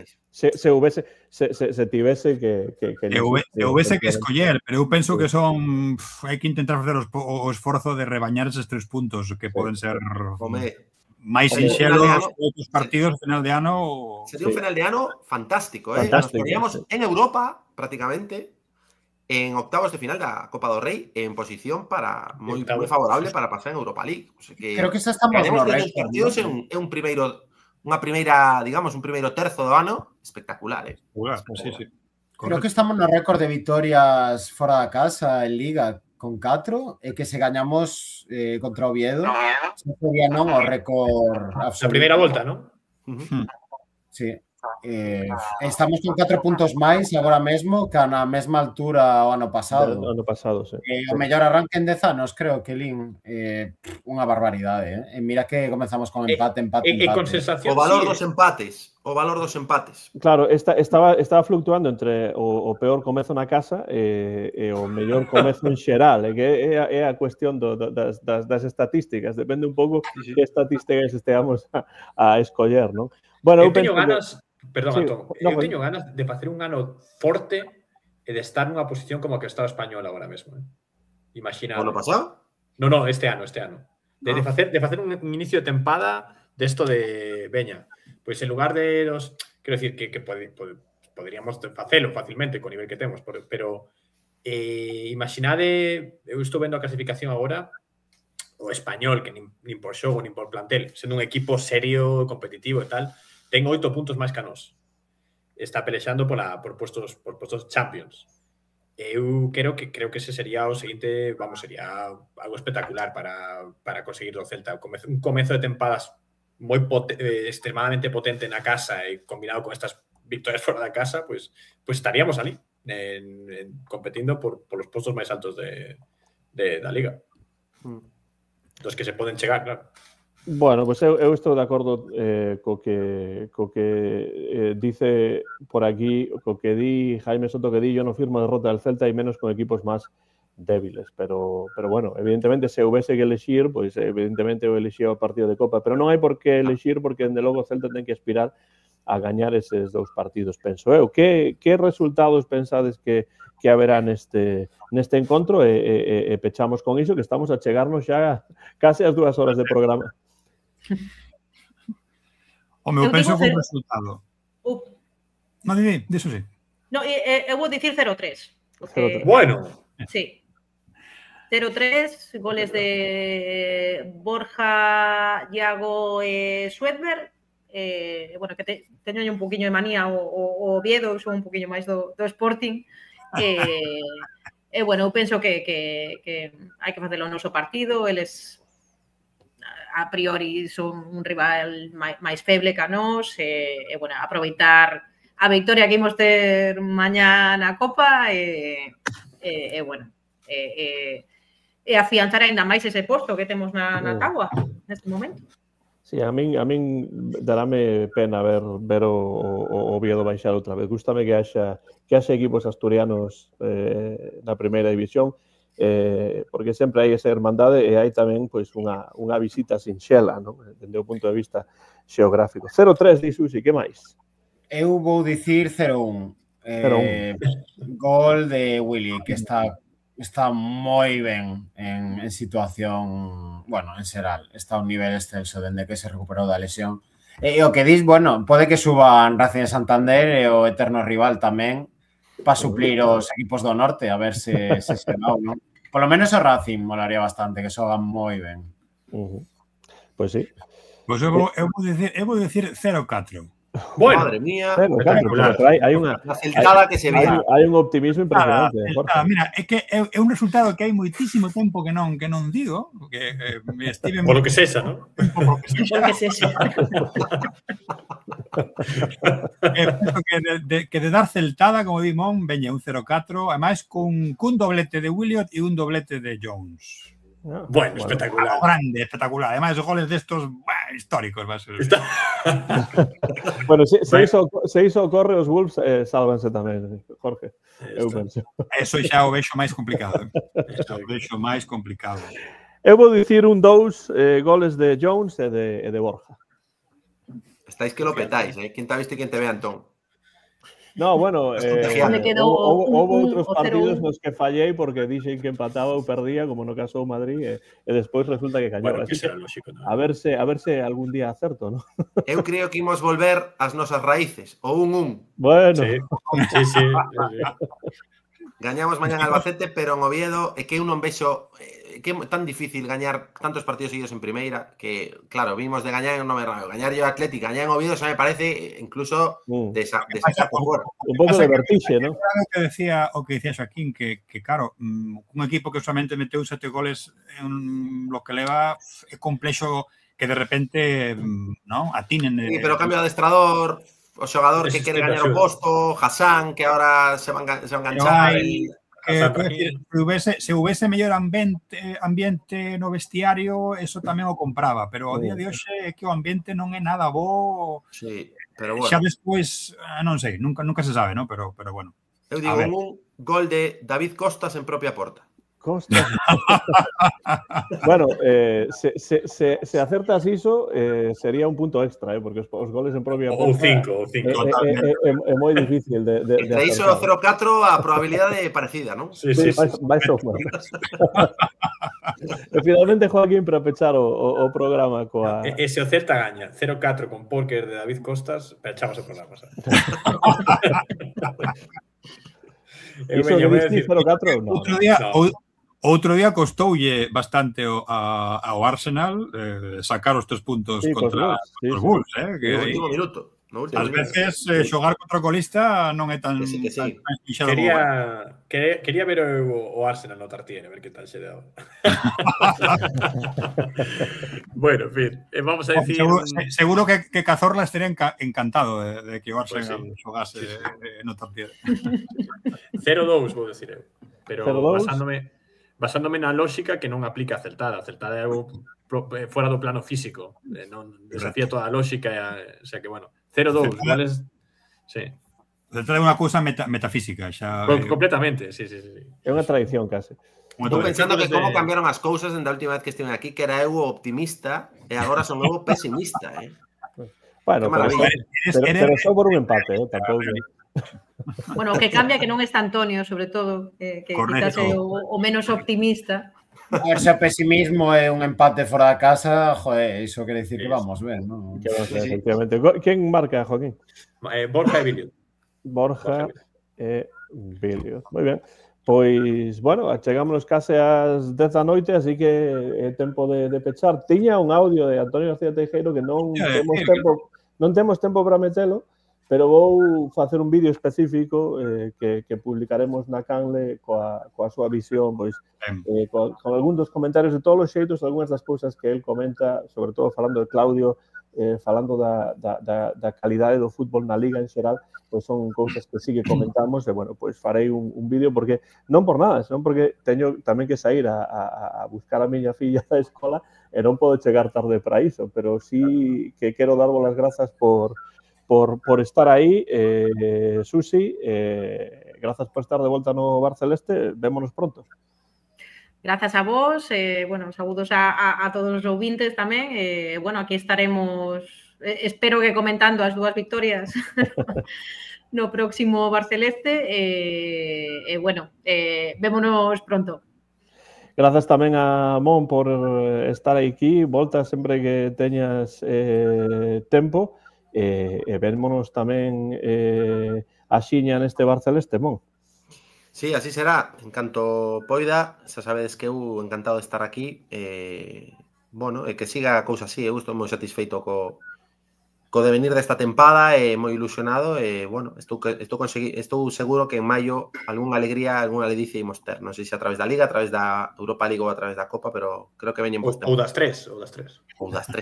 Tamén podría ser. Aí sí que sería optimismo superlativo, pero bueno, polo de agora os puntos cantan e o Celta está nunha moi boa situación tamén na Liga. Martín, tamén moitas grazas por estar aí, desfruta do tempo en Galiza, dicías que os compañeros tenías que haber tirado, van facer un programa con asistencia de público. Fálanos diso brevemente, porque creo que ti has estar ali. Sí, no auditorio de Vigo, entereime por un tuit que subiron fai pouco, penso ir, son como 5,20 ou algo así as entradas, para proxectos así un pouco grassroots, sabes, creados dende a comunidade, non dende ninguna administración ou organismo oficial, sempre está ben poder contribuir un pouquiño e que poidan sosterse no tempo. E nada, sí, eu teño pensado ir o sábado da semana que ven, creo, o venres, o 26. Nada, gracias a vos por invitarme, moitas ganas de Copa, a disfrutar cada día deste proxecto de Claudio, que a verdade creo que non vamos a valorar na xusta medida hasta dentro de moitos anos, porque o que está facendo é unha maravilla e espectacular o que se está construindo. Pues sí, así é. Joaquín, moitas grazas. Bueno, el laudeláuismo, di por aí, eso é difícil de dicir, un pouco complicado dicir el laudeláuismo, pero bueno, grazas por estar no bar como sempre. De nada, unha aperta a todos, un placer estar por aquí. E tamén a Jorge, que ademais ven de publicar unha conversa, unha entrevista con Lois Patiño. Fálanos diso brevemente, Jorge, para rematar. Sí, co director de cine Lois Patiño, que este ano fixo unha película moi interesante sobre o personaxe de Shakespeare, sobre Ariel, ¿no? De máis personaxes, unha película bastante interesante, que ademais está en galego, está en portugués, está en inglés, unha película moi interesante sobre o proceso de adaptación e a creación, a natureza, ademais. Como unha das productoras unha compañera da UVigo, da Facultade de Comunicación, pois conseguín o contacto e plantei unha entrevista para falar pois polo miúdo da película, da súa obra e das adaptacións e demais. E dixo que sí, foi unha persoa pois moi aberta, que lle encanta falar, tanto como a min. De feito, teño case 5 horas de audio que tiven que transcribir. Non todo, pero, bueno, fixen unha longa entrevista para falar deses temas e quedei contento con ela. De feito, estivo aquí esta semana en Vigo, porque foi o preestreno da película outro día nos Norte, cun coloquio posterior, e vais estrenar agora no resto do estado 24, penso, 24 deste mes. E mesmo saiu algo en inglés, non? Desa entrevista. Sí, porque a entrevista era, ao final, co que fixe foi unha especie de artigo, recensión, entrevista en profundidade para un anuario de estudos da Sociedade Hispano-Portuguesa de Estudos do Renacemento Inglés que publica en inglés. Entón, ten así distribución internacional. O cal tamén está ben, porque a miña idea era fomentar un pouquiño que tamén o cinema feito aquí, aínda que sexa de tema global, pois que teña repercusión, ¿no? Que tamén se fale, parece que sempre cando se fala de cinema basado en Shakespeare, sempre que sexa outro cinema periférico, sempre se fala de películas hindúes, de películas na India, de películas en Filipinas, de películas en África, e esquecemos un pouquiño que non temos que ir tan lonxe para ter tamén esa conexión, ¿no? Coa literatura de outros países. Pues bueno, quería comentar iso antes de rematar. Grazas a todos e a todas por estar aí e por comentar no chat. Deixade as puntuacións e as porras na parte de abaixo do vídeo e agardade tamén ese vídeo no que publicarei ese audio de Antonio García Teijeiro que non tivemos tempo para emitir e comentar. E agora, para estes dos partidos importantes do Celta fronte ao Albacete e despois fronte ao Oviedo, imos dar ese berro celeste. Preparados? Imos aló, como sempre, o de sempre. ¡Hola!